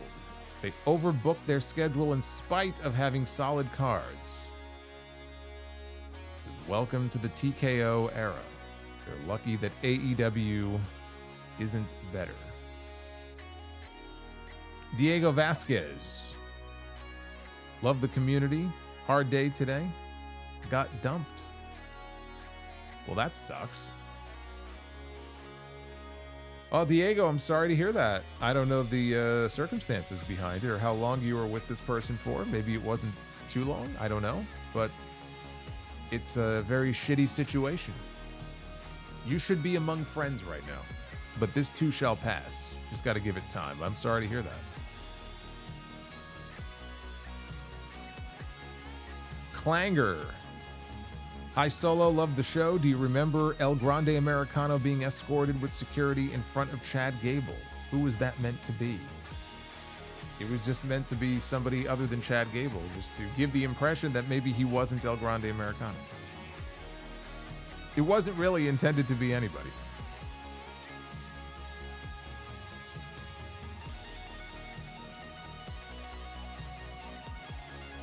Nick Grasso. What are your thoughts on WWE already talking about turning Blake Monroe heel? I think she should have started out as a heel. She's been miscast as a face. They should have her take the title and the faction from JC. I'm fine with them turning her heel. I agree. She should have been a heel from the word go. I think what happened is they figured when she debuts, people are going to cheer for her because it's like, oh my God, I can't believe she's here. You know, I can't believe she's in NXT. So I feel like it's like she was never really a babyface. It could be one of those things where it turns out she was never really a babyface, but they just sort of set it up that way to establish her, let people cheer for her because they're going to want to do it anyway, but then show people who she really is. And you know what? If she's going to spend some time in NXT, her taking over Fatal Influence would not be the worst idea in the world. I don't hate that idea. Nico Feliciano. Becky Lynch is like a modern-day heel Roddy Piper. She mentioned champions getting the chances to pick their opponent in her promo. The hypocrisy. Yeah, she was very upset that Io got to pick her challenger and Tiffany Stratton got to pick her challenger, but she just gets stuffed into a triple threat match against 2 women. Calling her a modern-day Roddy Piper, I think, might not be the best comparison. Becky is very good, but I don't know that I would make that same comparison. Justin G with a 21. What do you call someone that raises hens? A chicken tender. Rev up those lines. A chicken tender. I see what you did there. I see what you did there. Did we hit the goal? Yes, we did. Wow. 10 out of 10 on the goal. We're going to take some phone calls. We'll take a few. We haven't done this in a while. I'll throw the number up here in a second. It is 989-282-SOLO, but the lines aren't open yet, so don't do nothing just yet. And we got Be the Booker to do as well. EJ Slimp, I'm going to meet Kurt Angle at the Kane County Cougars minor league baseball game on Thursday. I'm very excited. I would be too. That's very cool. The Kane County Cougars. Never heard of that team before. Chase Richardson, what if Goldberg wrestled with the hair? What hair? The last time I saw Goldberg with hair, I think he was playing for the Falcons. I mean, if that's the hair you're talking about, he was a lot younger back then, but he wasn't quite Goldberg yet. Justin G, that'd be like asking me, what if Stone Cold Steve Austin had hair? It just wouldn't have worked. Justin G, we need El Grande Americano against El Grande Americano. Be a great match. Fried Chicken, say Solo, would you consider having a bald cap, a goatee, and dress up as Walter White on Halloween? Probably not. A bald cap, a goatee, and maybe a Broken Skull IPA and pretend to be Stone Cold Steve Austin. That might be more topical. Jeremy Rose, would WWE benefit if SmackDown and Raw had separate bookers with Triple H overseeing both of them? I think it would be interesting in that you would have a different perspective on each show. But there's so much mixing of the two shows. Like the brand split doesn't really exist. It really doesn't. So they would have to be like serious about maintaining a real brand split in that case. So that way you don't have too much mixing going on. It would be interesting to see how different the shows would be if you had two totally different or even just somewhat different visions for what one like head writer thinks Raw should be and what one head writer thinks SmackDown should be. And Devin from New Jersey, buy or sell, better Austin Raw tag match. Austin and Michaels against Owen Hart and the British Bulldog, or Austin and Triple H against Chris Benoit and Chris Jericho? I love both of those matches, but the better match is the Jericho and Benoit match. But I love them both. I love all the chaos after that first match. When the Hart Foundation, like right after the pin, the Hart Foundation attacks Austin. They attack Michaels. Bret Hart is in his wheelchair all by himself on stage. Austin sees him. He runs up the ramp. Bret stands up. He can't really go anywhere. And Austin just tackles him to the ground. Just mass chaos. That was great. But the better match was Austin and Triple H against Jericho and Benoit. I will say. All right, so this is the number that you see on the screen, 989-282-SOLO. I believe that's 7656. Lines aren't open yet. If you try calling it, you probably won't be able to get through because I haven't opened them yet. But I will do that right now. But then we'll do Be the Booker, and then we'll come back to the calls. So I think that's the way that we'll do it. Let me get this set up right now. Play some El Grande Americano for you. In the meantime, man, you guys hit the goal tonight. I'll tell you that much.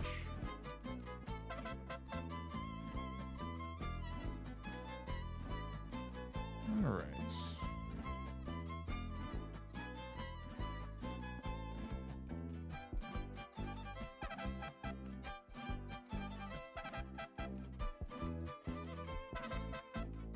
Okay. So again, the number is on screen right now. Lines are open. I'll open about six of them. We'll open up about 6 lines.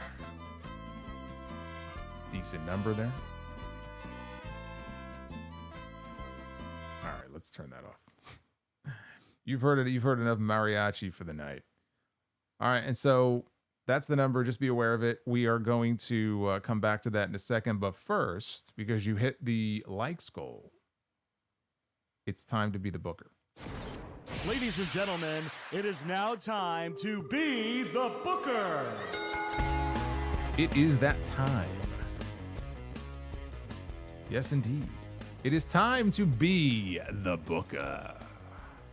Oh, yes. Yes, indeed. Yes, it is. I see the lines are already filled up. Oh, boy. All right. We get one shot at this. So let's make it happen. We've got The Miz and R-Truth. No. Not the team I wanted to start with here and be the booker. Miz and R-Truth against the Good Brothers. Oh, boy. Exciting times here in Be the Booker. No.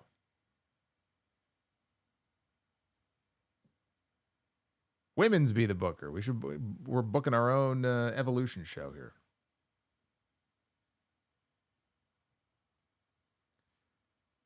Hey, Dervid.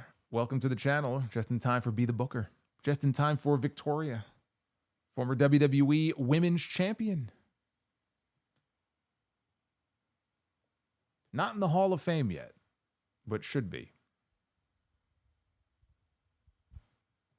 And it will be Victoria against, there she is, spreading her wings. Look who it is. It is Bird Girl. It is Lyra Valkyria, the former Intercontinental Champion.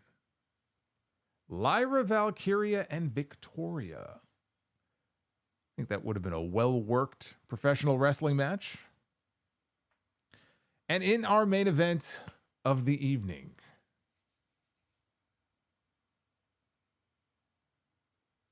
we have John Bradshaw Layfield.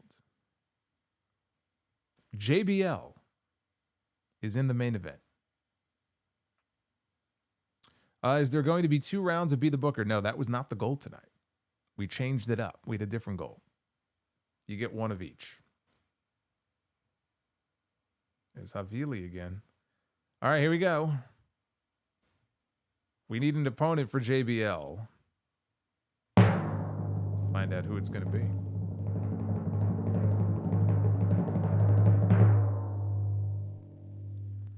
JBL against the former WCW World Champion David Arquette.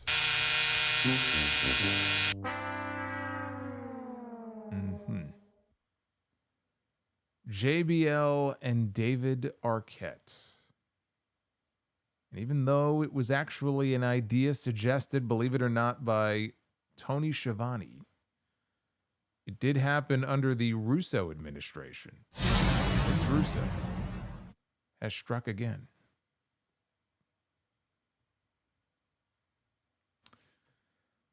Well, they can't all be winners now, can they? 1 out of 3 for Be the Booker is pretty fucking bad.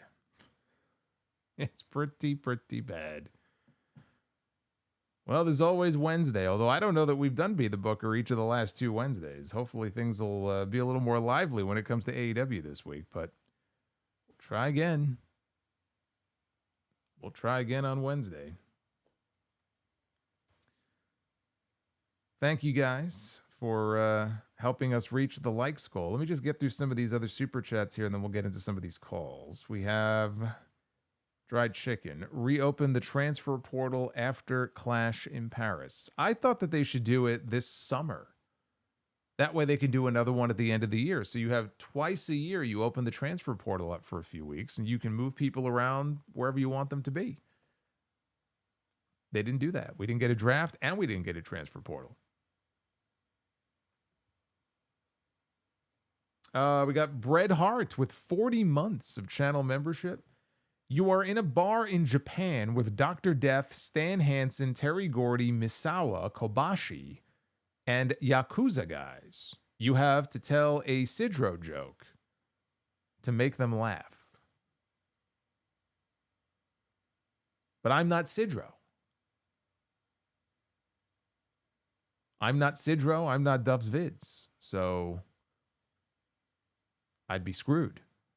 How about I just buy them all around just to keep them happy? You know, telling a joke, a Sidro joke to the Yakuza, I mean, that's, you know, you're kind of flying a little too close to the sun there. You're taking a big risk. I would rather just buy, you know, a round of sake for everybody. Keep everybody happy and buzzed. Cameron Spencer, I hate deathmatch wrestling fans with a passion. They are bloodthirsty, blood-sucking vampires. They can F off for liking barbaric matches. Not a fan of Jon Moxley, are you? You mean you're not a fan of Nick Gage? Not a fan of the pizza cutter? EJ Slamp, rest in peace to former White Sox closer and 2005 World Series champion Bobby Jenks, 44 years old, from stomach cancer in Portugal, getting treatment. I did see that the other day, and it's very young. Havili, favorite Undertaker return, SummerSlam 1994, Judgment Day 2000, or WrestleMania 20? Oh, easy. Judgment Day 2000, for sure. Yeah. Judgment Day 2000 is just an all-timer return. That reaction he got, riding in on the motorcycle and people going nuts as the countdown clock was counting down to the final minute or whatever it was, 90 seconds of the Iron Man match. Just fantastic. Sev M, my brother once explained and by the way, he said the number is not invalid. I know that because the lines are all lit up right now. But depending on where you are, you may need to put a 1 in front or a country code or a 1 in front of the number. So just be aware of that. Sev M, my brother once explained the Death Riders to me as AEW's Bloodline. I said, if it was truly AEW's Bloodline, Moxley would lose in 2028. He screamed. Dude, that sounds like something I would wake up in a cold sweat from at night. Don't even suggest such a thing. And Dried Chicken, JBL, MJF, El Grande, and Mr. America invading Mexico as heels. That would get some heat.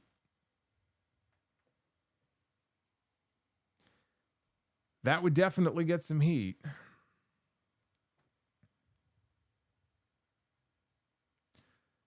Thank you guys for the super chats. I appreciate it. I believe we got somebody here from Canada, I do believe. So Canada? I thought that was really, very nice. Canada? Hello? Oh, Canada. Hey, Mr. Monster, how are you? I'm good. Who am I talking with? This is Winston Slip. Aha, the Winston Slip. You're with us on the air. It's good to hear your voice. Thank you, sir. Appreciate all the hard work. Thank you. The Jericho Benoit match where they win the titles was my favorite match of all time. Oh yeah, it was a great match, and it sucks that it won't be re-uploaded on the Vault probably anytime soon. But it was a great match with a great crowd. Obviously, the injury at the end marred it, but it's not talked about for other reasons. That's why I downloaded it. Yeah, but it's on Peacock though, isn't it? Wondering it is part of the Raw episode on Peacock. I mean, they didn't take it off there. Point taken. But in Canada, we don't have Peacock. Ah, that's right. That's right. I just wanted to ask you about the tag team thing.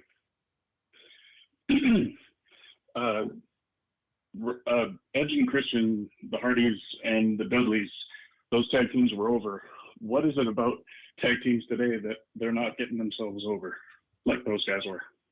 Thank you, sir. Oh, thank you. I appreciate it. I appreciate the call. That was the Winston Slip, who we hear from quite a bit in the super chats here on the shows, and he's in the live chat usually. So great to hear from him. Yeah, it's a great question, and I think a lot of it just has to do, frankly, with the lack of attention that is generally paid to tag team wrestling. I just don't think it gets the spotlight in quite the same way that it used to. It doesn't get the same, attention that it used to. I also think you just don't have as many teams that really either come up together over a period of many years or that are brought in from other companies. Like if the Young Bucks were to leave AEW, right, and come to WWE, that would be a big deal. Some people don't like the Young Bucks, right? But the Young Bucks have been a team for their entire career. They've been a known commodity, everywhere they've gone. You drop them in that tag team division with the New Day and with the Street Profits and with Fraxium and with some of these other teams, and it would really freshen things up, a lot if we get the Lucha Brothers one day that, they end up back together. But like back then, you had the Hart Foundation and Legion of Doom and Demolition and Arn and Tully and the Rougeaus and Edge and Christian and the Hardys and the Dudleys. There just was more of an emphasis on real tag teams, not makeshift teams so much, but real tag teams, that are together for a long period of time and they build up a name for themselves. I mean, that's how the Hardys got so popular. That's how the Dudleys got popular. That's how the Road Warriors got popular. You don't see that as much in wrestling today. You had it with the Briscoes in Ring of Honor. You have it with the Bucks. You had it with the Lucha Bros. You can find some teams here and there. Some of them are not together anymore, but it's not the same. The same level of focus is just not, on tag team wrestling as much as it used to be. And those teams prove that tag team wrestling, it can be a lot of fun, but I feel like it can draw, but you have to have the right teams to draw and you have to tell the right stories and put the focus on them, and they just don't do it. I don't think they look at tag team wrestling as something that can really draw. And it took a long time to get to a point where they felt that way about women's wrestling, and I'm not even sure they've convinced themselves that women's wrestling can draw in the same way the men can, just based on the way that it's, promoted. But that's the best answer I can give you. I mean, it's just, you don't have those same caliber of teams today. And therefore the attention is not paid to it like it used to be. Yeah, we're put it this way. We're not in a tag team renaissance era right now. I feel like we were kind of in the earlier days of AEW. There were a lot of great teams all at once in that division, but it just hasn't been that way in a long time. Let's see. Who are we going to go to here? Let's go to, oh boy. Let's go to 416. 416. Toronto. Going once. Going twice. I don't know. Oh, there he is. No, I guess not. Let's go to 220. You're on the air. What's going on, Solomonster? Who am I talking to? This is Lowe's uncle from Official GTA. What's going on? Not much. I'm glad you can hop on and join us here. What's going on? Not too much. I do want to ask you this, though. It may be an unpopular opinion that people don't agree, but I think the SmackDown Tag Team division is probably the best it's been since 2002, 2003. I don't think that's Do you agree? No, I don't think that's an unpopular opinion. I mean, but I also feel like it's kind of a bad thing too, because if you think about it, making that statement just illustrates how poorly, we have had that tag team division built up in the years since then.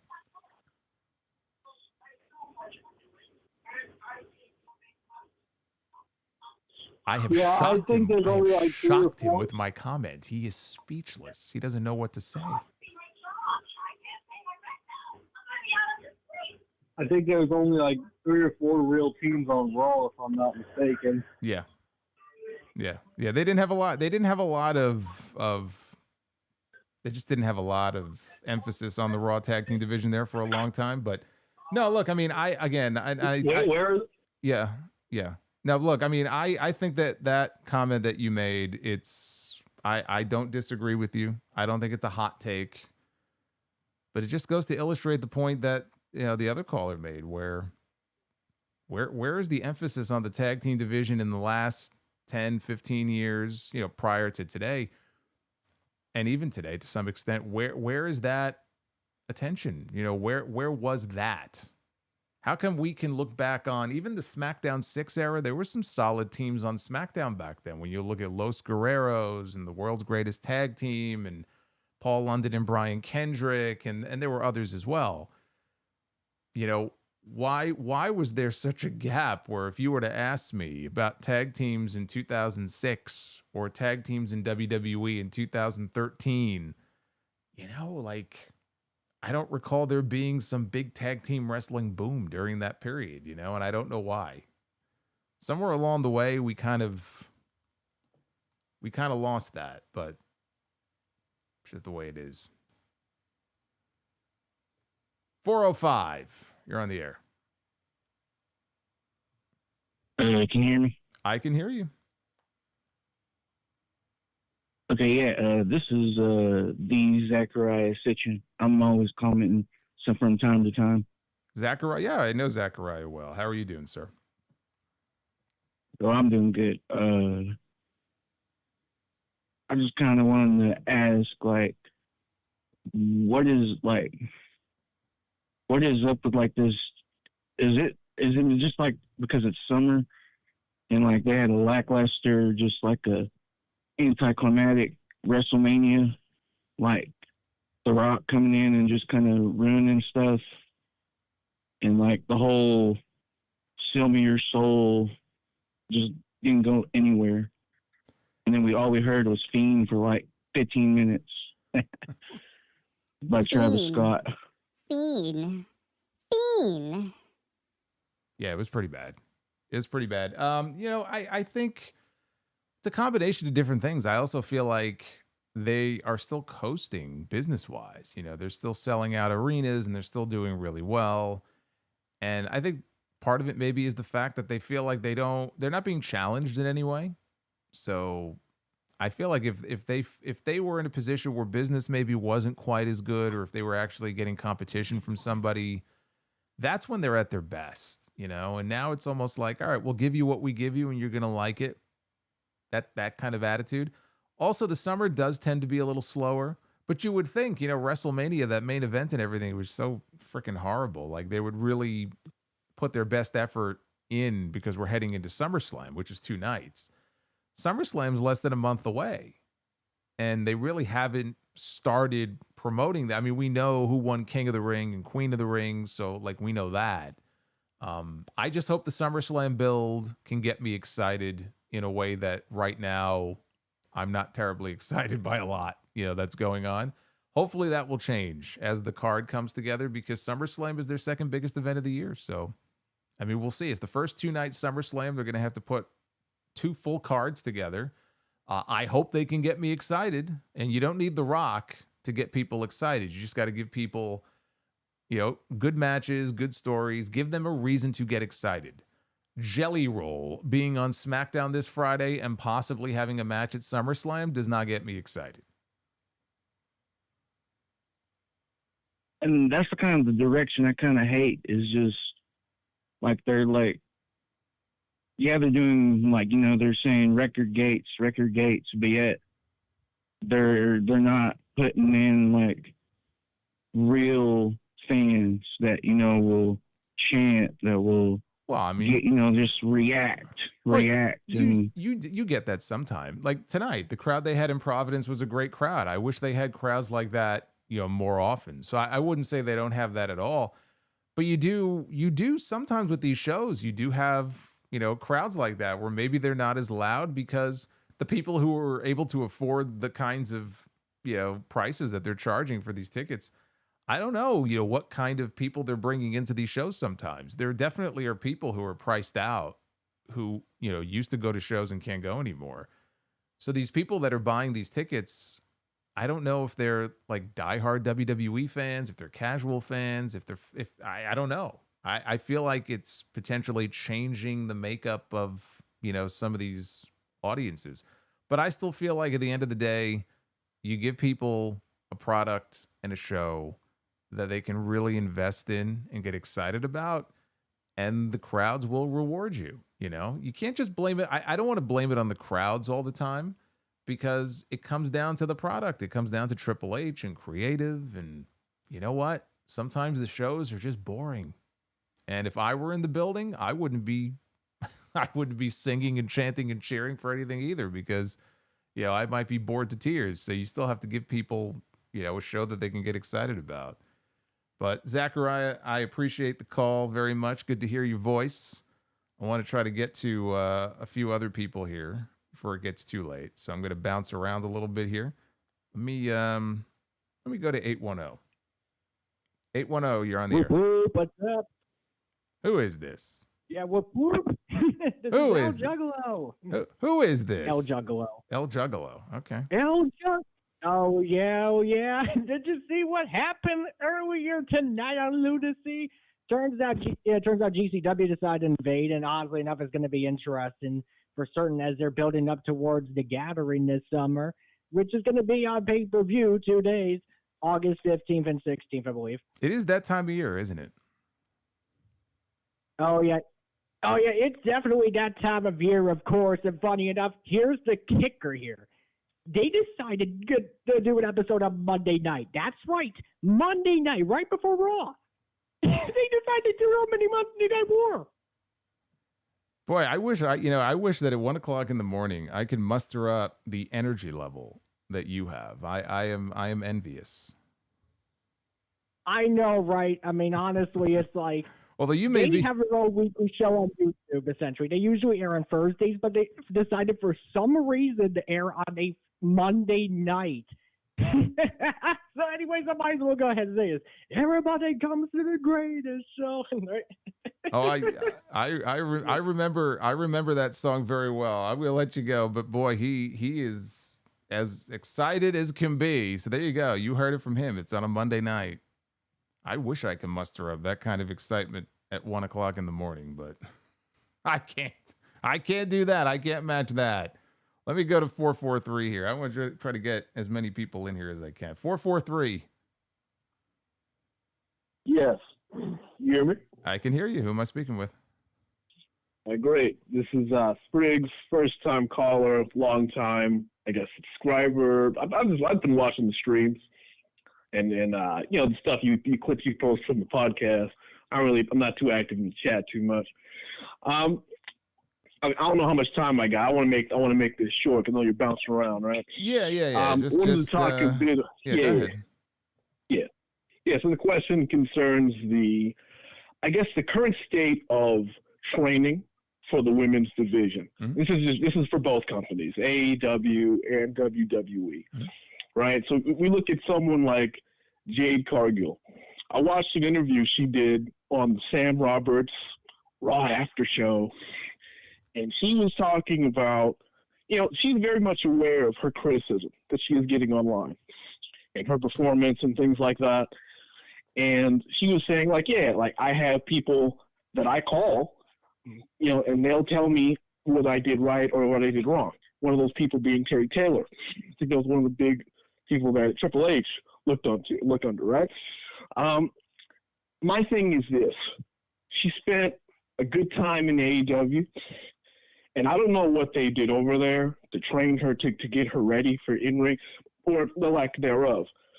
Her coming into WWE, things are showing, right?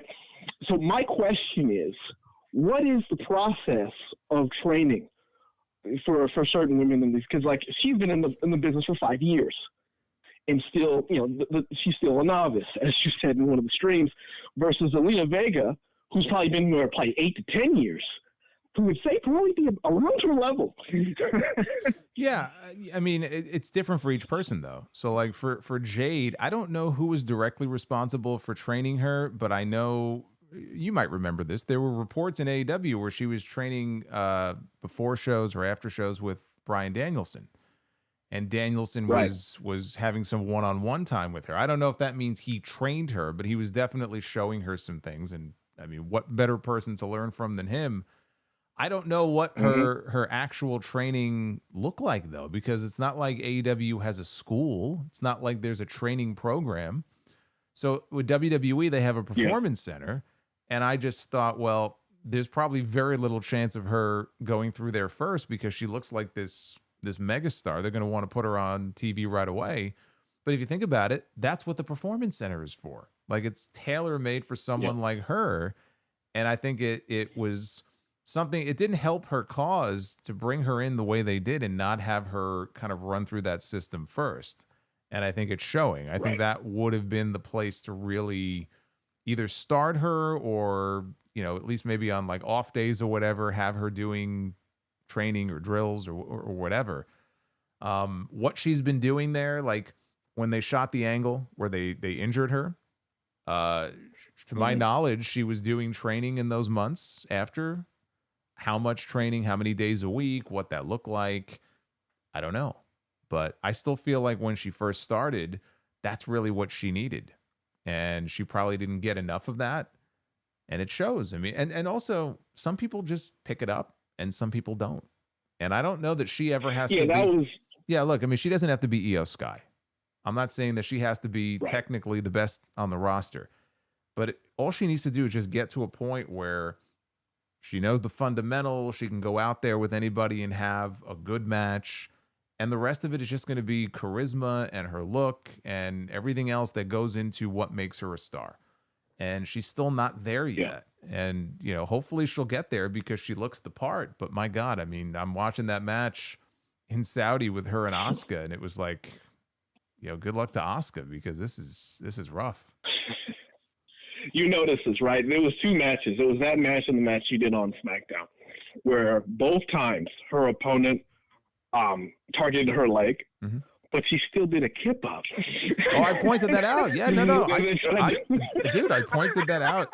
I pointed that out in my review. I said, you know, she was selling the leg and then she does a freaking kip up. I go, boy, that's quite a move to do when you're selling an injured leg. Yeah, Michael Cole, he pointed that out. But yeah, brother, it probably does come down to that. And then, like, yeah, I also take into account her age. She's in her 30s. This isn't like someone coming fresh that's just coming in her 20s, and you can get, because I think with age, I think things, you can pick up things a lot easier. But I think she's in a time where she spent a lot of time being an athlete, doing whatever she was doing, and now she's doing this wrestling thing, and she's probably a slower learner. And it is what it is. But, you know, I would think they would understand. But, you know, we know this is a very aesthetic business. The look is what's getting her the push. It is what it is. Yeah, and look, they're going to have more patience with her than they would have for the average person. So I think... Pretty much. Yeah, she's going to be a star no matter what. Whether or not her experience level will ever, you know, get much higher than where it is now, I don't know. I don't know, but I don't think that she's going to fail. Let's put it that way. They're going to make sure that they take her and they take her as far as they can. All right. Yeah, that was my question. Appreciate it. Appreciate the streams. I tune in when I can. You got me back in wrestling. Because what was it? Last show I went to was, when was this? Yeah, because I'm from Baltimore. And yeah, it was the No Mercy show with Undertaker and Kurt Angle as the main event. It was the last show I went to. And yeah, since then, I just haven't gone back in. But yeah, you got me back in. I mean, I still can't really get into a show because the tickets are pretty ridiculous. But well, of course. Yeah. Well, you can go, look. I'm telling you, the AEW tickets are a lot cheaper. Yeah, you're right. They've been showing up the Baltimore, actually. They've been here a few times. I'm just saying that's one thing that AEW, if I'm them, I'm leaning into that, you know, as far as like, hey, if you want to go to a wrestling show and not take out a second mortgage on your house, come see AEW. Yeah. Yeah, you have a good night, though. I'll see you. All right, you too. Thank you for the call. It's true though. I said this on the podcast this weekend when I was talking about AEW and somebody asked about the ratings. And so I was talking about how, one issue is that they're still running these smaller venues. Why did they move into the smaller venues? If they're doing so great, they need to work their way back up to doing bigger buildings at some point. And, the fact is, like right now, one advantage, if you're a fan, one advantage as far as AEW compared to WWE is that you can actually afford a lot easier going to an AEW show. So if you want to go to a wrestling show, that is going to be a lot easier. It's going to be more accessible to you than WWE would be for a lot of people today because it is just cost prohibitive, especially if you're a family and you're going with multiple people. If I'm them, I'm leaning into that. I'm leaning into the affordability edge. I'm not marketing it as, hey, we're cheaper than WWE. Never use that word. You don't use the word cheap. You use the word inexpensive. You could use it, less costly, whatever you want to come up with. Don't call yourself cheap, but they should lean into that. I don't know that they're doing enough of that. All right, let's take a few more and then we'll bounce on out of here. Let's go to 360. Hey, Solomonster, Justin G. How are you doing? Hey, Justin G. Good to hear from you. Yeah, I almost apologize for the chicken tender joke. Little bit of trivia for it's the all week. forgiven. I actually had to be on that Benoit and Jericho versus the two not Jericho, sorry, it's a long night. With Austin and Triple H against the two Chris's. Mm-hmm. I was actually fifth row behind the commentary, so I actually saw wow, not exactly the Triple H injury, but I got to see the hamstring in the wall, so that was pretty rough. Yeah, because that's right, because that was on top of the announce desk. That's right. Yeah. So that was kind of scary, but also kind of awesome, but also kind of scary. I know time is money and time is important, so I guess my question is favorite two matches out of Japan. Ooh. I hate to use the same match twice, but how can I not go with a couple of those Omega and Okada matches? I mean, those were honestly some of the best matches I've ever seen. So I probably would go the last one, I guess, was the 2 out of 3 falls one. And then the 60-minute one. Those probably would be the two, honestly, because I just talked about this actually when I was talking about All In this weekend, how those are some of the best matches that I've ever seen. And as long as they were, I was never bored watching them. Yeah, I think that last Omega and Ibushi match for me, and silly as it sounds, Muta versus Hogan, I think those would be my two. Yeah, Muta versus Hogan wasn't it wasn't the best for me, but like it was a revelation if you had not seen New Japan Hogan. Like watching him in there in '93 doing drop toe holds and some of the other stuff he was doing. Like, if I would say to anybody listening, if you haven't seen that match or any of his Japanese matches, you need to see a Hogan Japan match at least once, just to see like what he was actually capable of, because it'll blow your mind if you've never seen it before. Right, and it's not like he was a ring technician or anything. No. But if you can see Hogan do an enziguri, yeah, that's gold right there. Yeah. Well, that's awesome. I appreciate the call. Yeah, thanks so much, Monster. Thanks for everything you do, and have a great night. Thank you, man. You too. Let's see here. 3, 2, 1. Hey, I actually got on here. Appreciate it, man. Of course. I know you've been waiting for about 20 minutes, so I wanted to make sure I got you. Hey, man, that's because you're awesome. First of all, I'd just like to give you flowers. You do an amazing job, man, on everything that you do. Got me hooked back at wrestling. Inspired me to start my own YouTube channel. Not wrestling, so no compete. Right? No competition here. But my biggest question for you, man. Yeah. Thanks again for having me on. Of course. Is NXT's booking is awesome.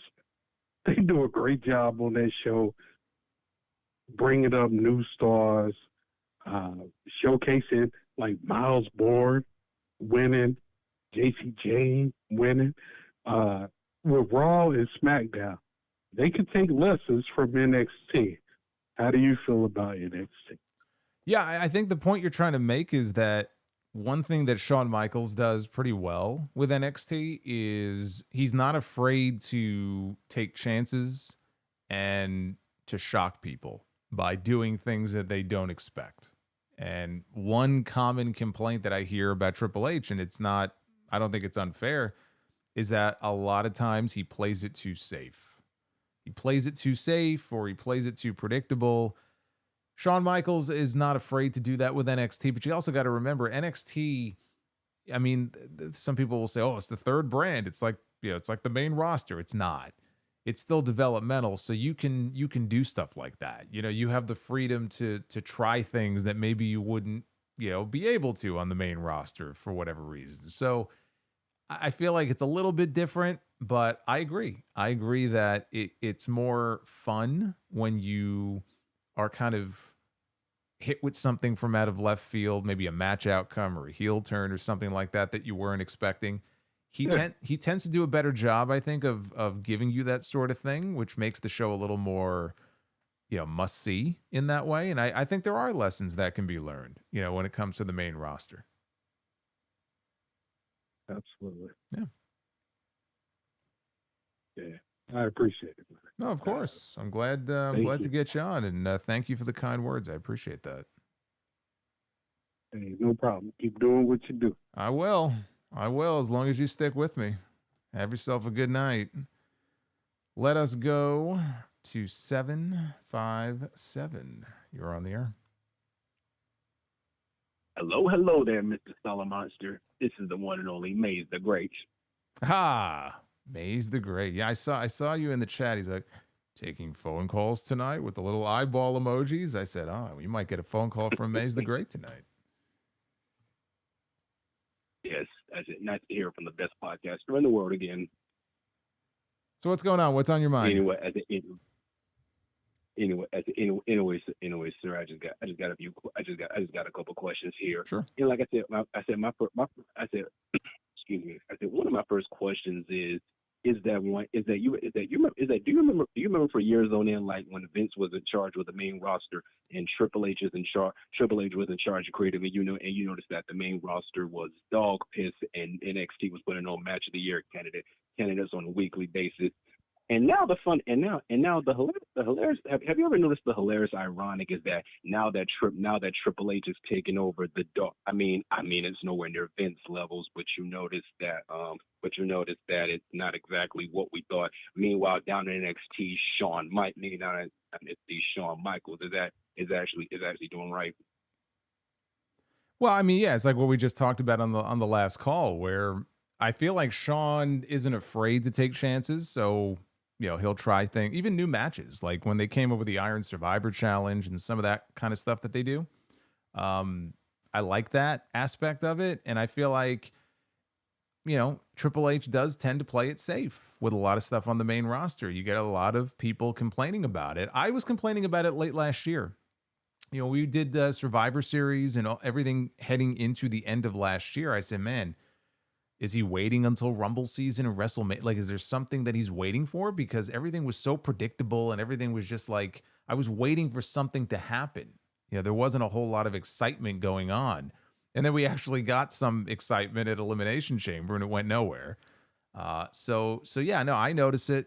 Obviously other people notice it because they keep bringing it up to me, but, you know, is it going to change anytime soon? I don't know. He has his style, his way of doing things. I think he thinks that, you know, what he's doing is working because business is still booming. And so why change from it? But, you know, it is nice to every now and then, I don't want to say just swerve people for the sake of swerving them. I'm not saying that, but just, you know, don't be afraid to take chances. And we see more of that on the CW than we do on Netflix and USA every week. So you're not wrong. Yes. Like I said, and my other question is that something that's always in my mind is that maybe you can answer is that what is happening to AEW's tag division? Because something you notice is that from about like say 2021 to like 2023-ish, they had a great tag division, FTR, the Bucks, Private Party, and all that stuff. But then sometime last year, it's like it just stopped, and now it's really just the Hurt Business. But just what do you think? Like, what's happened to AEW's tag division? Well, I mean, it's not as strong as it used to be. I think honestly, the trios titles didn't help. I think the trios titles probably did more harm than good when it came to the tag team division, because all of a sudden they became so hyper focused on trios and the Death Riders, and like it took attention away from just the tag team division. And then they lost some teams, right? They lost the Lucha Brothers, and the division just looks different. You know, they just don't have the same level of talent stockpiled in that division that they used to. And also you have some teams, the Bucks, you know, the Bucks are still great. They can still go out there and have a great match. They'll have one this Saturday. But now it's been several years, you know, and it's like, all right, they're still part of that old guard, but like, where's the new crop of teams? So like you have the Hurt Syndicate, and you've got FTR is still there. You've got the Outrunners, and they're fun to watch. And they put Bailey together with Kevin Knight, and they formed Jet Speed. And I don't know if that's the long-term play for them or not. Christian and Nick Wayne, they're not really a team, but they've been slapped together here. It's just the level of talent is just different than it was in those early years. It's just not as strong of a division as it used to be. I still think, though, that the trios titles did more harm than good. And you can't lay it all on that, but I think that was also, you know, part of the problem there. So, you know, you go through peaks and valleys. Same thing in WWE. You might have a point in time like on SmackDown right now where the division is pretty hot and pretty healthy. And then look at Raw. How is it possible the same person is booking both shows, and you have a division looking the way it looks on Fridays, and you have a division looking the way it looks on Mondays? I don't know. I don't have a great answer for you, but that's just the way it goes sometimes. Yeah, I think yes, you are correct. Yes, you are correct, sir. And I just want to say thank you for answering my question. Sure. And like I said before, you are the best podcast in the world. Like I said, and I'm gonna end this call with this. Like I said, given what I say in my place of work, you know what's something Walmart customers in New York and people in New York have in common? I don't. In both, like I said, in both places, you don't need to know how to drive. Good night, everybody. You can. And on that note, there was Maze the Great. I'm glad he was able to call in. Thank you, brother. Maze the Great. Let's go to Brandon. I think this is Brandon. Is this Brandon in California? Solo, what is up, man? How you doing? I'm doing okay. Can you hear me? I can hear you.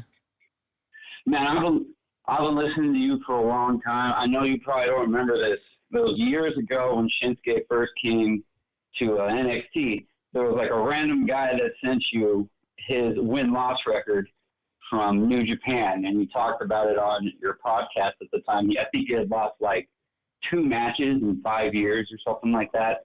So I'm going to try to make this real quick, easy, get out of here so you can keep on going.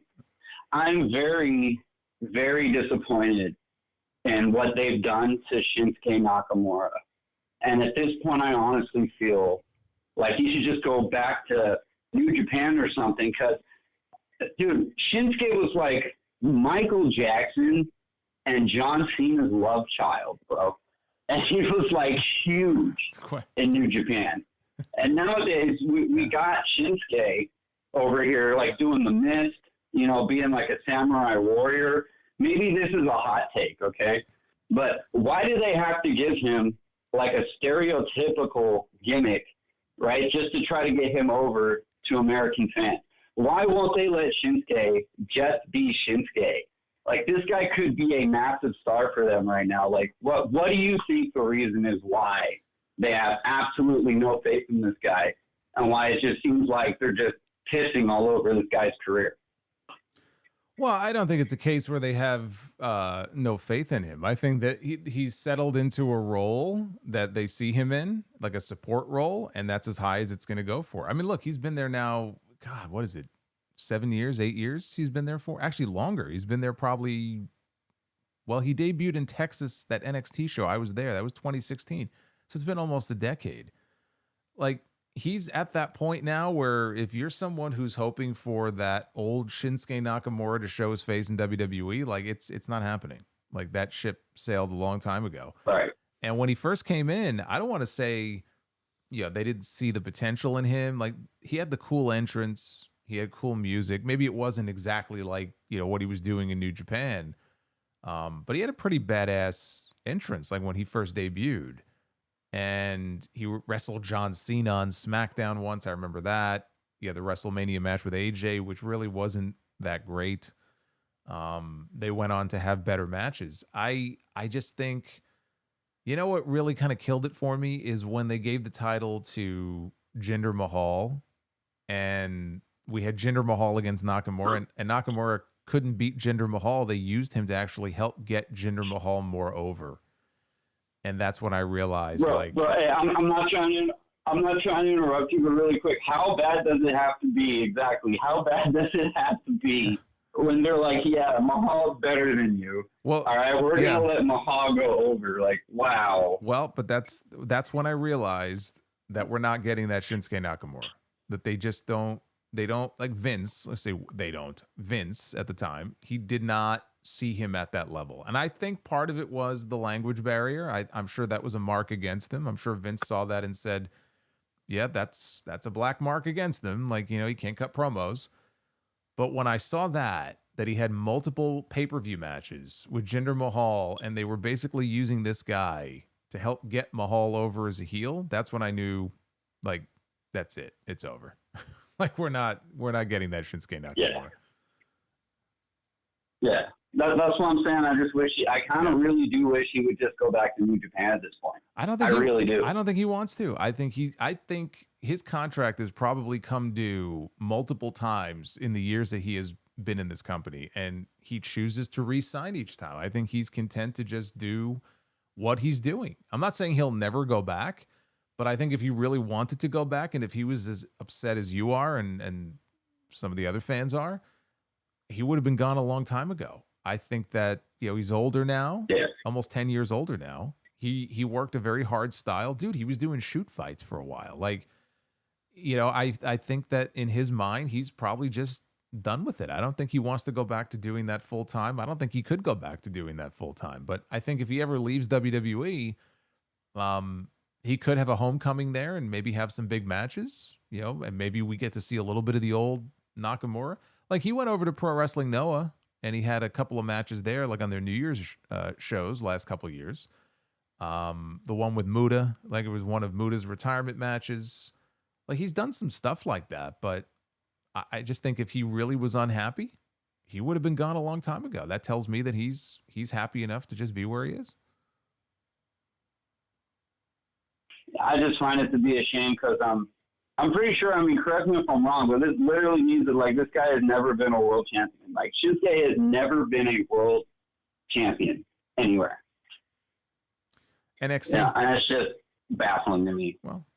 Oh, yeah, you're right. Yeah. I forgot about NXT. So, yeah, you're 100% correct on that one. But yeah, but that would be the only one, though, because he was Intercontinental champion, right, in New Japan, but not the heavyweight champion. Right. Yeah. Yeah. But thank you for your time. I'll stop wasting your time. Thank you for taking my call, bro. You have a great night. Thank you, man. You too. I appreciate it. I think we have a call here from Australia. Let's try this one. Is this Australia?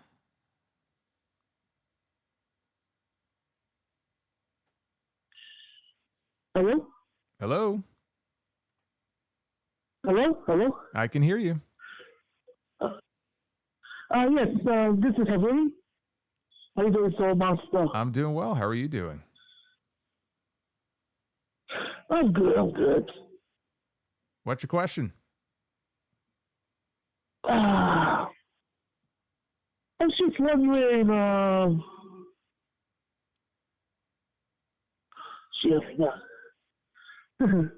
who's your favorite African singer or rapper? My favorite wrestler. We're talking, if I understood him correctly, I appreciate the question. My favorite wrestler all time would be Bret Hart, although I have several. Macho Man is a close second. I don't know if I have a favorite wrestler right now, though, at the moment. I really can't say there's that one person for me that's more must-see than anybody else. But anybody who knows me knows I'm going to go. On a question like that, they know I'm going to go with Bret as the answer. All right, let's take a couple more. Let's go to 571. You're on the air. What's going on, Jason? Can you hear me? I can hear you. First of all, appreciate all your content, brother. Loyal subscriber here. But I wanted to ask you, I saw a clip on Chris Van Vliet's YouTube channel in an interview that he did with Sam Roberts. Mm-hmm. And they were talking about the worst booked match ever. And Starrcade 1997 came up in the conversation between Sting and Hulk Hogan. I'm someone that likes to put Hell in a Cell 2019 with The Fiend and Seth Rollins in there. Yes. But I think I lean towards the Starrcade one just because the dumb quick count that they tried to pull, and then just the story that they had within 17 months between the NWO and Sting, it just culminated into that ending. That's my pick personally, but what would you say is your worst book match? I probably would tend to go with that Starrcade match also, just because Rollins and The Fiend and what they did in Hell in a Cell, as awful as that was, that match was not nearly as important or significant as that Starrcade match was. You're talking about a Monday Night War period, which was one of the hottest periods in the history of the business. And that story was all building to that one match. That match was such a layup. It was such a slam dunk, easy thing. And they screwed it up. They fucked it up. And it's just amazing even today to look back on it and realize, how do you screw that up? All because what? Because the guy didn't have a tan when he showed up? It's just so ridiculous. And it made Bret Hart, who was brand new to the company, look like a fool for beating up a referee who did nothing wrong. Everything about that finish was just so awful. And so I probably would go with the same match, honestly. Didn't they replay the count 6 or 8 times to combat the idea that he did? It was just awful. I mean, again, when you look at it in terms of important matches in history, because there have been a lot of badly booked matches. I mean, probably hundreds, thousands of them probably, but that one is the one that really stands out. And it's still talked about today. So what does that tell you? The fact that there are still podcasts and shows that are still talking about the finish to a match that happened in 1997. That wasn't the screw job. This was 2 months after the screw job. Or not 2 months. It was a month after the screw job.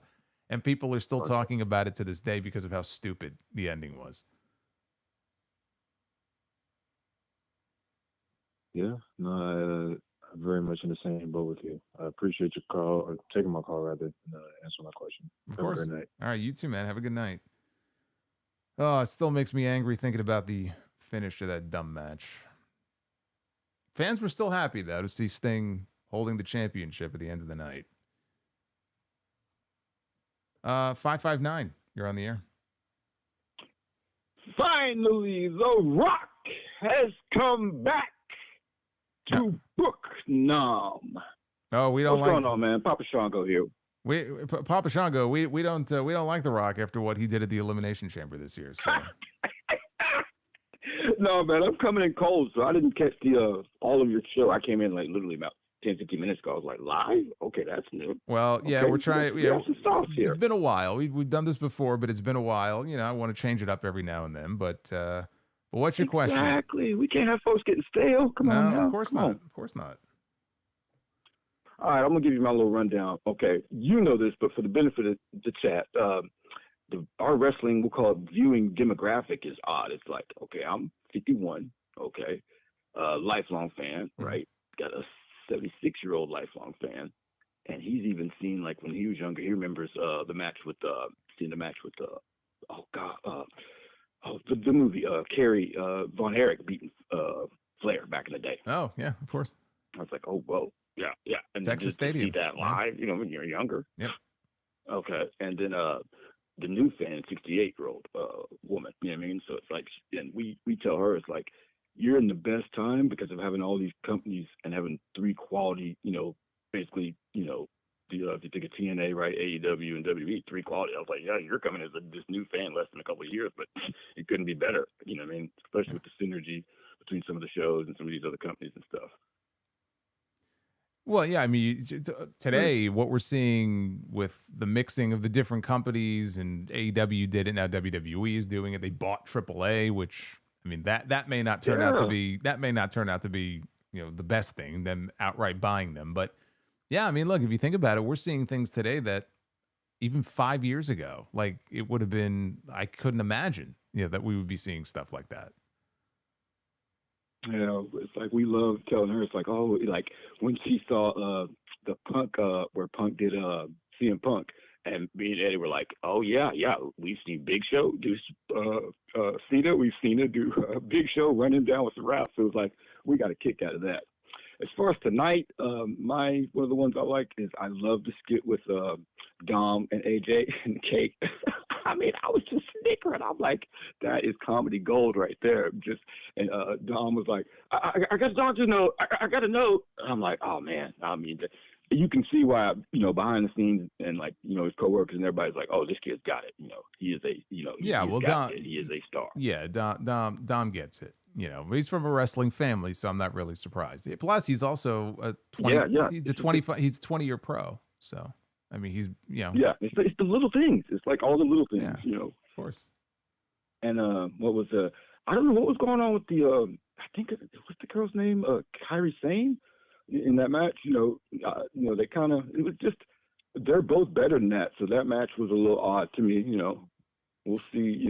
I liked when Oscar came in, it picked up, and you could see the crispness between, but it's like I was, I don't know what was going on with her tonight. So, Well, yeah, I mean, I thought it was fine. I mean, she's had worse. She's had worse. People have gotten hurt in some of the other matches that she's been in. Oh, So, no. I mean, there have been matches that she's had that have been worse. But yeah, I mean, look, I said at the end of the review, I thought on the whole it was a good show. I enjoyed it. I enjoyed it better than SmackDown on Friday.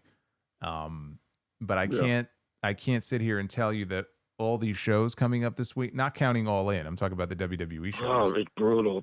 I'm not, I can't bring myself, I just can't bring. True fans only, basically this week, true fans only. Well, but I'm not even saying that. I'm saying, like, I can't bring myself to get excited about the WWE shows this weekend. Like, when I look at them, I'm sure the Evolution show will end up being a pretty good show, but like, I can't sit here and tell you, man, I'm super excited. Like, I'm excited for All In, but these WWE shows, and maybe because there's so many this weekend that not one of them is really getting a ton of attention because the focus is on all 3. Maybe that's part of it. I don't know. Okay, but yeah. So anyway, I challenge people, if you're like our household, like viewing, like we're watching, like my guilty pleasure is Evolve. So then we got NXT, right? Then you got the 2 AEW Saturday, Wednesday. So it's like, if you're a true fan, be lucky not to have burnout this week. And that's a very real thing. It's just go, I'm burned out. I'm burned out every week. Like, exactly. You got shows sprinkled in between, dog. So, I mean, it is what it is. And we, as a household, we all felt bad for Sami Zayn, like literally having to go through getting beat down by an enraged Karrion Kross, and then having Braun Breaker. Like, Deborah was like, "Man, I feel sorry," and I'm like, "Yeah, he drew the short straw tonight, man." Yeah. No, look, I appreciate you calling in, though. We've been having some fun with these. Give me it. Exactly. And the millions of fans. We appreciate Solomonster. That's probably all the calls you need, man. That's all you need. That's it. We got it. We Daytona Beach. That's it. We got to end with it. That's it. You heard it from him. We got it. All right, man. Have a good night. I appreciate it. All right. You too. All right. Well, we won't end with that one. I know, thinks that should be the main event there. But let's it's getting late here. But let's see here. Let's see. I'm not gonna be able to get to everybody. And we'll do this again at some point, but let's do this. Let's do 828. Why don't we try that? Let me see if I can get 828 on here. Can I get 828? Here we go. 828.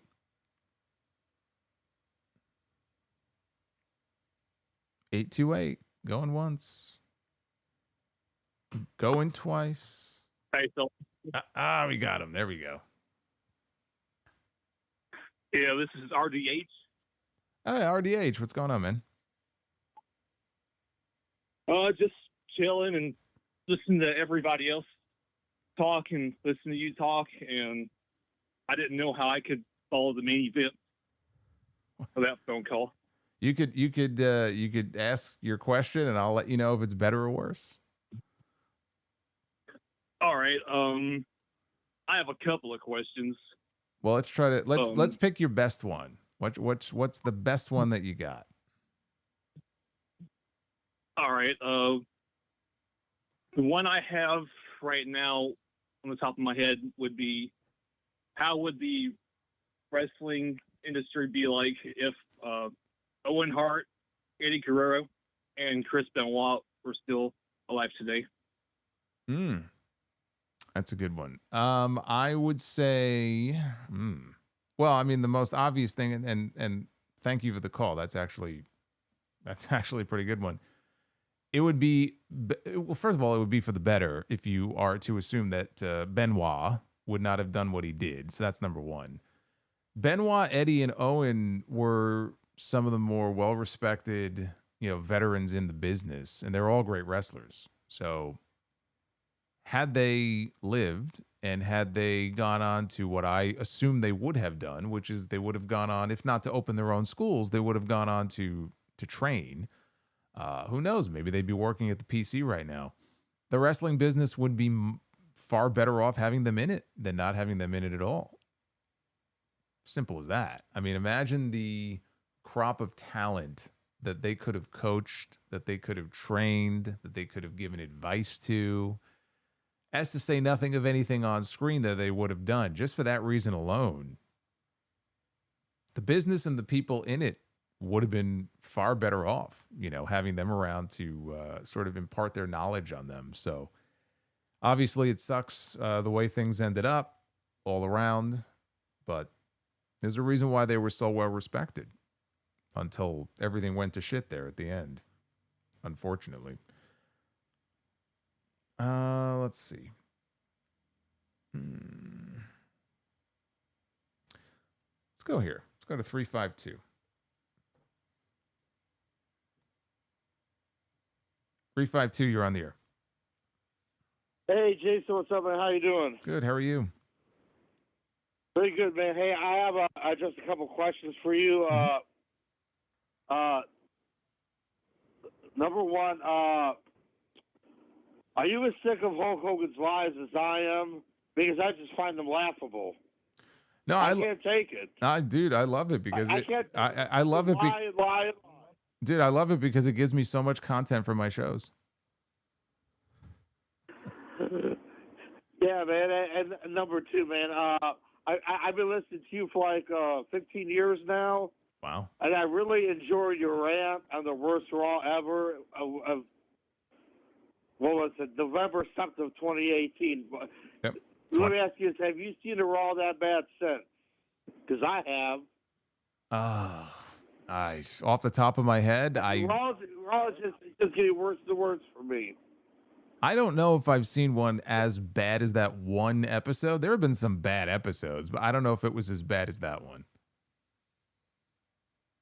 Well, I mean, I called you like a couple of you whenever you did this before, and I said like back in '98 there was only two bad Raws, and those were those two Saturday ones, September 5th and 12th. Oh, when they got delayed for what was it? U.S. Open tennis. I think they got pushed back. Yeah. Yeah, I remember that. I'm just saying, for me, it started getting bad after WrestleMania 17. I mean, you had that one Raw after WrestleMania, and SmackDown was still good, but to me, it just getting worse and worse. Like from that time until now. All right. Well, that's storyline was horrible, and all right. Any other questions before I let you go? Yeah, whatever happened with weren't the AEW pay-per-view supposed to be streaming on Max for a discounted price sometime this year. That still hasn't happened yet. Yeah, no. You have anything on that? Yeah, so it was supposed to. They were hopeful. The technology is still not ready yet. So whenever that technology is ready to support those types of shows, they'll have it, but they have not specified a date or anything like that because they're just not ready to do it yet. Okay, and one last question. Where do you think the WWE content is going to go next year because of when that Peacock deal expires? Because Peacock is horrible. Yeah, I'm not a fan. And Netflix knows that brawls up. Yeah, I'm not a huge fan of Peacock either. My guess, if I had a guess, it goes to Netflix. For a discounted price, or do we have to pay more? You'll probably have to pay more. You're always going to have to pay more. All right, Jason, I appreciate it, man. But I enjoy the content, man. Be safe. Thank you, man. You too. I appreciate the call. We'll take one more here. Why not? We'll take one more. 213, you're on the air. New Solomonster. Oh, God. Is this who I think it is? Yes, it's Luis from Los Angeles. It is our friend Luis Alejandro from Los Angeles. How are you doing, Luis? Well, not too happy. Really? Why is that? You probably already know why. I can hear my voice in the background, so mute your TV so I don't hear myself. Always. Yeah. Always. Sorry about that. That's okay. So what's your question? I'm leaving you as the main event here, so I need you to give me a really good question that we can go out on here. So 2 questions. Okay. I know we're no longer getting Nikki Bella and Liv Morgan at Evolution, but if Nikki is on the Evolution card, who will she face? Well, they announced tonight she's going to be in the Battle Royal. Okay, that sucks. And the other question? Now I know which one's the sleeper match.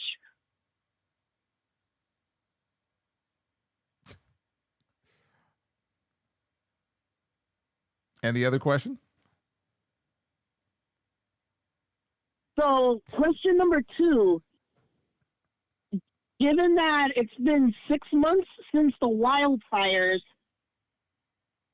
do you think now would be a great time to ask this question? Let's say, for example, if WPIX, the CW affiliate over there in New York. In New York, yes. Were to preempt NXT, just like KTLA did when they were covering the wildfires. What would the event be, and for what reason, and how many days would that event last until, like, somebody higher up in the CW television network says, you know what, this television market got screwed out because of X due to Y. We'll just re-air this show one more time so everybody can see it. Okay, so so first of all, I have no idea what you're talking about. But if we assume that there was some sort of event that would preempt NXT, I could tell you that what they would do in New York is they would air it on a different night. It would probably be on a not Tuesday, but it would just air on a different night. I'm not really sure I even understand what the question was, but that's the best answer I could possibly give you, because the big difference between PIX and KTLA, two totally different stations. I can only speak for the New York station. They would simply re-air it on a different night. Maybe you need to move to actually, you know what? Don't do that. Anything else, Luis? It's good to hear from you. Anything else before I let you go? No, I wouldn't. Well, only if if something were to happen to my dad, My God. yes, I would move to New York. Christ, but, please. nothing bad's happening to him, thank God. Good. I hope nothing. I hope he lives to be 150. I hope everything works out well. Luis, it was good to hear your voice. Let's do this again sometime. Okay, pues, amigos. Everybody take care. Don't let ice mess with y'all. There you go. There you go. You heard it from the man himself, Luis, the one and only. Always seems to get through here. He always manages to find a way. Drew in the chat. Drew, which one are you, Drew? Give me the first three. I'll try to get you in real quick here before I wrap this bad boy up. I'm still trying to figure out what that last question was that he was trying to ask. Are you as confused as I am? I feel like, I hope I'm not the only one. Drew, tell me that you were just as confused. Hey, Solomonster, what's up? Tell me. Drew McIncock, thanks for answering the call. Yeah, of course. Drew, tell me that you were just as confused as I was by Luis's second question. Yeah. Okay. I don't know what he was talking about. Sorry, Luis, but okay. Yeah. First I was going to say, thanks for the birthday shout out. Of course. And then the question. So I've been buying a lot of old school John Cena shirts. Do you have like a favorite John Cena shirt, or maybe like a favorite wrestling shirt, like a vintage one or something like that? Like some of your favorites. Like I know the Austin 216 one is probably one of your favorites, but like some like other ones. Yeah, I don't have a favorite I don't own a John Cena shirt, so I can't speak to a favorite John Cena shirt. Of all the ones he's ever come out with, I've bought exactly 0 of them. So I can't really answer that part of it. As far as favorite, is there a favorite wrestling shirt? I'll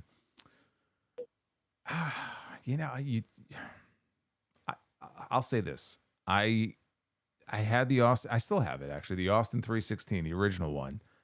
And I had an NWO logo shirt, and I've never gotten as many reactions from people just walking around as I did wearing those 2 shirts, and specifically Austin 316.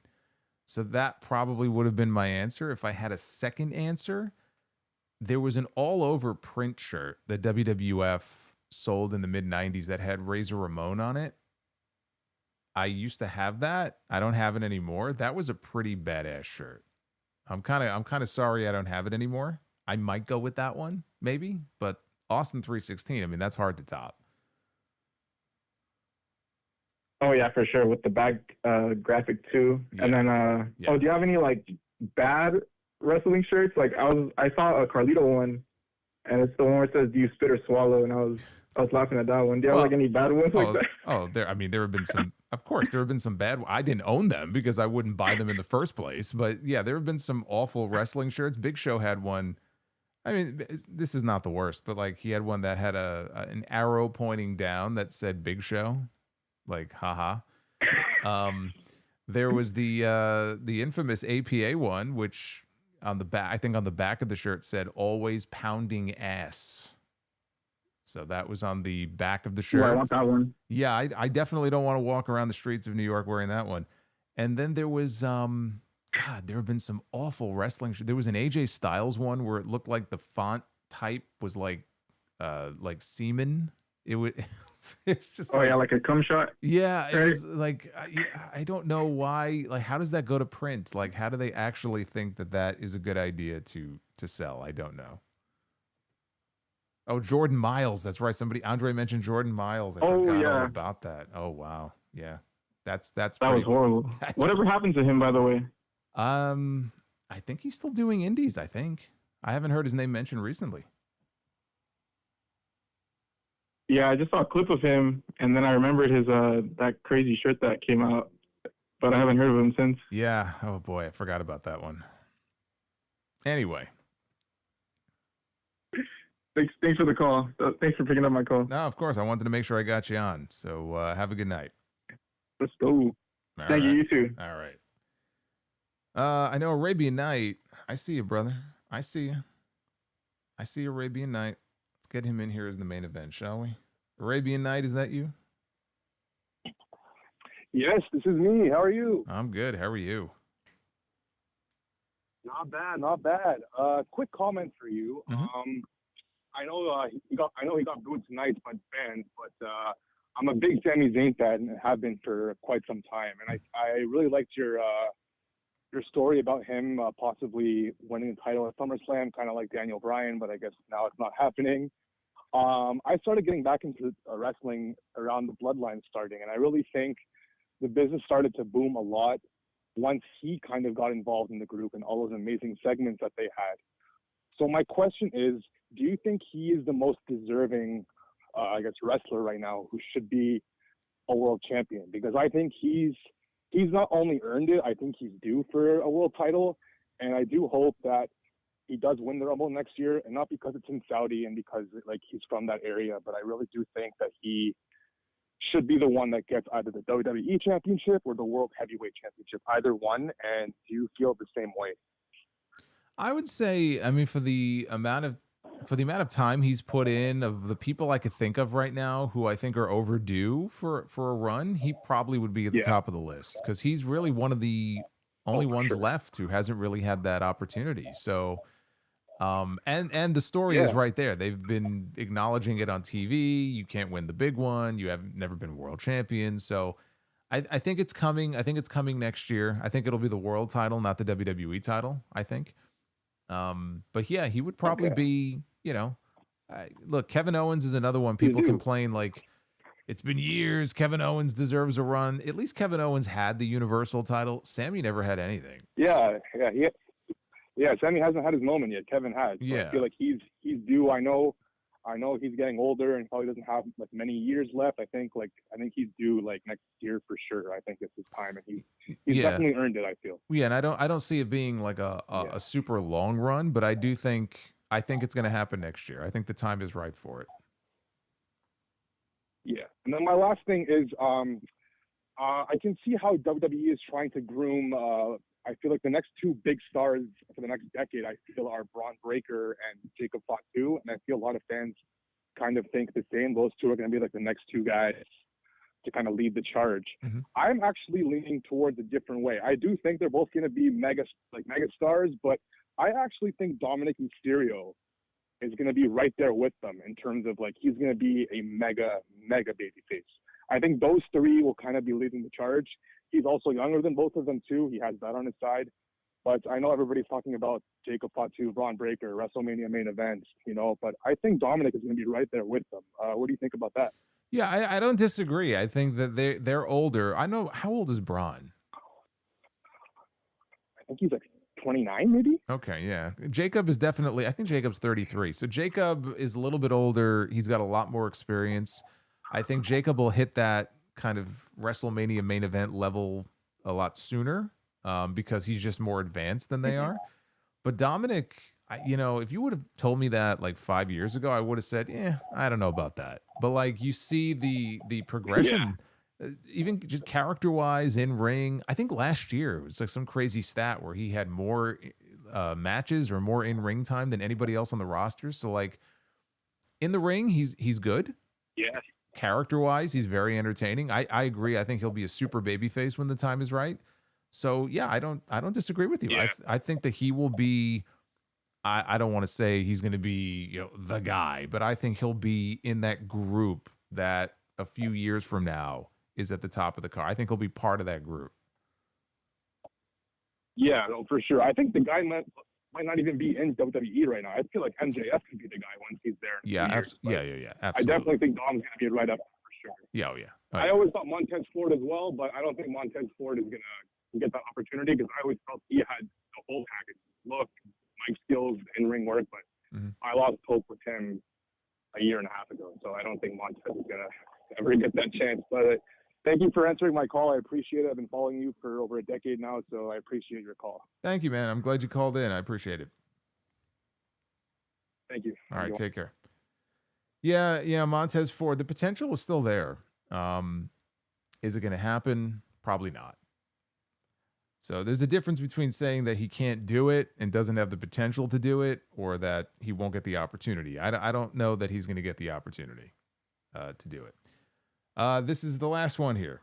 We got 702. Is this our friend Super Pony? Yes, it is.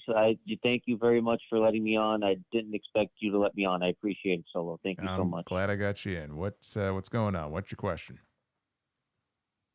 You mentioned Kevin Owens earlier when Arabian Night was talking about Sami Zayn getting a world title run. Kevin Owens has been my favorite wrestler on the planet since I first saw him in NXT in his debut match. I love him. I think he's incredible in the ring and on the mic. My question is, I know right now he's out with the neck injury, and we don't know if he's going to wrestle again. But if he ever does come back, do you think they're going to give him that world title run that he deserves? You know, it's so hard to say because I don't see him coming back for a long time. So, you know, we're talking, we could be talking a year and a half. I mean, we could be talking like Randy Orton was out for 18 months. He may be gone for that long too. So what condition is he going to be in if he does come back? Is he going to be full-time anymore? There's 2 world titles. I think the chances are pretty good that he'll hold one of them. But I'm with this injury, I'm less certain than I would have been before. Like if you would have asked me this question 6 months ago, I'm like, yeah, of course, at some point Kevin Owens is going to win the championship again. I'm less certain about that now because of his health. If he comes back, you know, healthy like Randy did, then yeah, I think he'll hold one of the world titles. It might not be the WWE title, but I think he'll be a champion at some point. Yeah, I mean, I agree. I mean, like when he does come back, he's going to be like 42, 43 years old. And I just think it would be a shame if he never, I mean, because before he got hurt, he was on an incredible run. Oh, yeah. He was probably one of the best parts of the television show.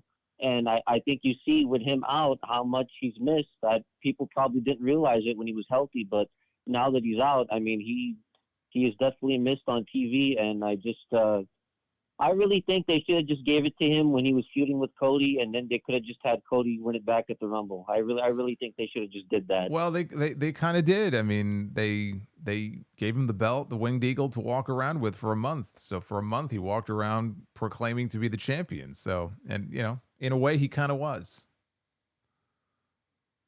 Yeah, that was a lot of fun when he was doing that on TV. Yeah. So yeah, thank you, Solo, for letting me on again. I really appreciate it. You didn't have to do it, and I love your show. Been watching for 7 years, and I love it. So thank you very much for taking my call, man. Thank you, man. It's good to have you on. Have yourself a good night. I appreciate that very much. I appreciate everybody who called in, man. We had some fun here. There were some weird ones, Luis. We love Luis here, but I'm still trying to figure out what that second question was. Let me get to some of the final super chats that came in before we get out of here, because we got some more messages. Jeremy Rose says, with Cena's last appearance being July 18th before SummerSlam, Cena Rhodes build will be crap like WrestleMania's build was. Is that when his last advertised appearances? They may add more. They have to. They have to add more. I don't have high hopes for this rematch after what we saw at WrestleMania. I'm just letting you know right now. It's hard to imagine that match being any worse than WrestleMania's was, but I'm not having a lot of optimism about it. Jonathan Peters says, you crapped on the idea last Tuesday, but Tama Tonga will join Jacob, and Friday proved it when Solo said his family is finally complete. So you think they're going to break up Tama Tonga and Tonga Loa? I don't know that Tama Tonga's coming back so quickly. Yeah, you may be right. We'll find out. I don't see it, but we'll find out. Power Spying Games, late remembrance of the London bombings 20 years ago. That's right. That was right around this time. Zizu, thank you. I appreciate you staying up with me. Joseph Stewart, are you a fan of Mrs. Doubtfire? And what is your favorite scene in Mrs. Doubtfire? I am a fan of Mrs. Doubtfire. It's the one where he lights his tits on fire when he's cooking. We have Lug, the artist. Thanks for the convo. Keep up the great work. NXT is awesome. Thank you for the $10 super chat. I appreciate that. And Scumdog 420 closing us out with a $20 super chat. Today I said goodbye to my dad for the final time. This stream with some WWE 2K25 online is really helping me. Thank you, Solo. I'm sorry to hear that, but I'm glad the stream could be of some help. I hear that quite a bit from people, and it's just a good way to take your mind off some of the shitty things in life sometimes. But Scumdog, I'm very happy to hear that. Oh my God, I'm very sorry to hear that. Not happy. You could tell it's 2:00 in the morning. I'm very sorry to hear that. Oh my God. And I see some of the messages in the chat, so you got a lot of people thinking about you in here. And Havili, I thought that was going to be it, but Havili comes in and says, I meant who? Favorite wrestler turned singer or actor? Favorite wrestler turned actor? Batista's pretty high up on my list. He might be tops, honestly. Favorite singer? Has there been a wrestler that has gone on to a singing career that I'm not aware of? I don't know. I don't know about singer, but I might go with Dave Batista. People talk about Batista and The Rock and John Cena. I go with Batista. That's just me. Well, this has been fun. 3 hours. Did not expect to go 3 hours with this Raw stream, but here we are. We talked about Raw. We did Be the Booker. We took some phone call. We do it all here. That's why you got to be here. I'll be here on Wednesday night. We'll be talking AEW Dynamite on the post show. Before then, tomorrow night, Tuesday night, I'll be live on JD's channel for Tuesday Night Titans episode 102. I hope you will be as well. But otherwise, I will see you guys back here for the Dynamite post show. And then we got a big weekend coming up. No SmackDown review on Friday. I'll be in Texas for House of Glory. I'm flying right back the next morning so I could be here to watch the pay-per-view. And we'll have a full all-in review, a podcast on Sunday, an Evolution review on Sunday. It's going to be a lot. That's why I appreciate all the support you throw my way. Be well, stay safe, have yourselves a great night, and I will see you back here on this channel Wednesday night for the Dynamite Post Show. Until then, take care, guys. We'll be right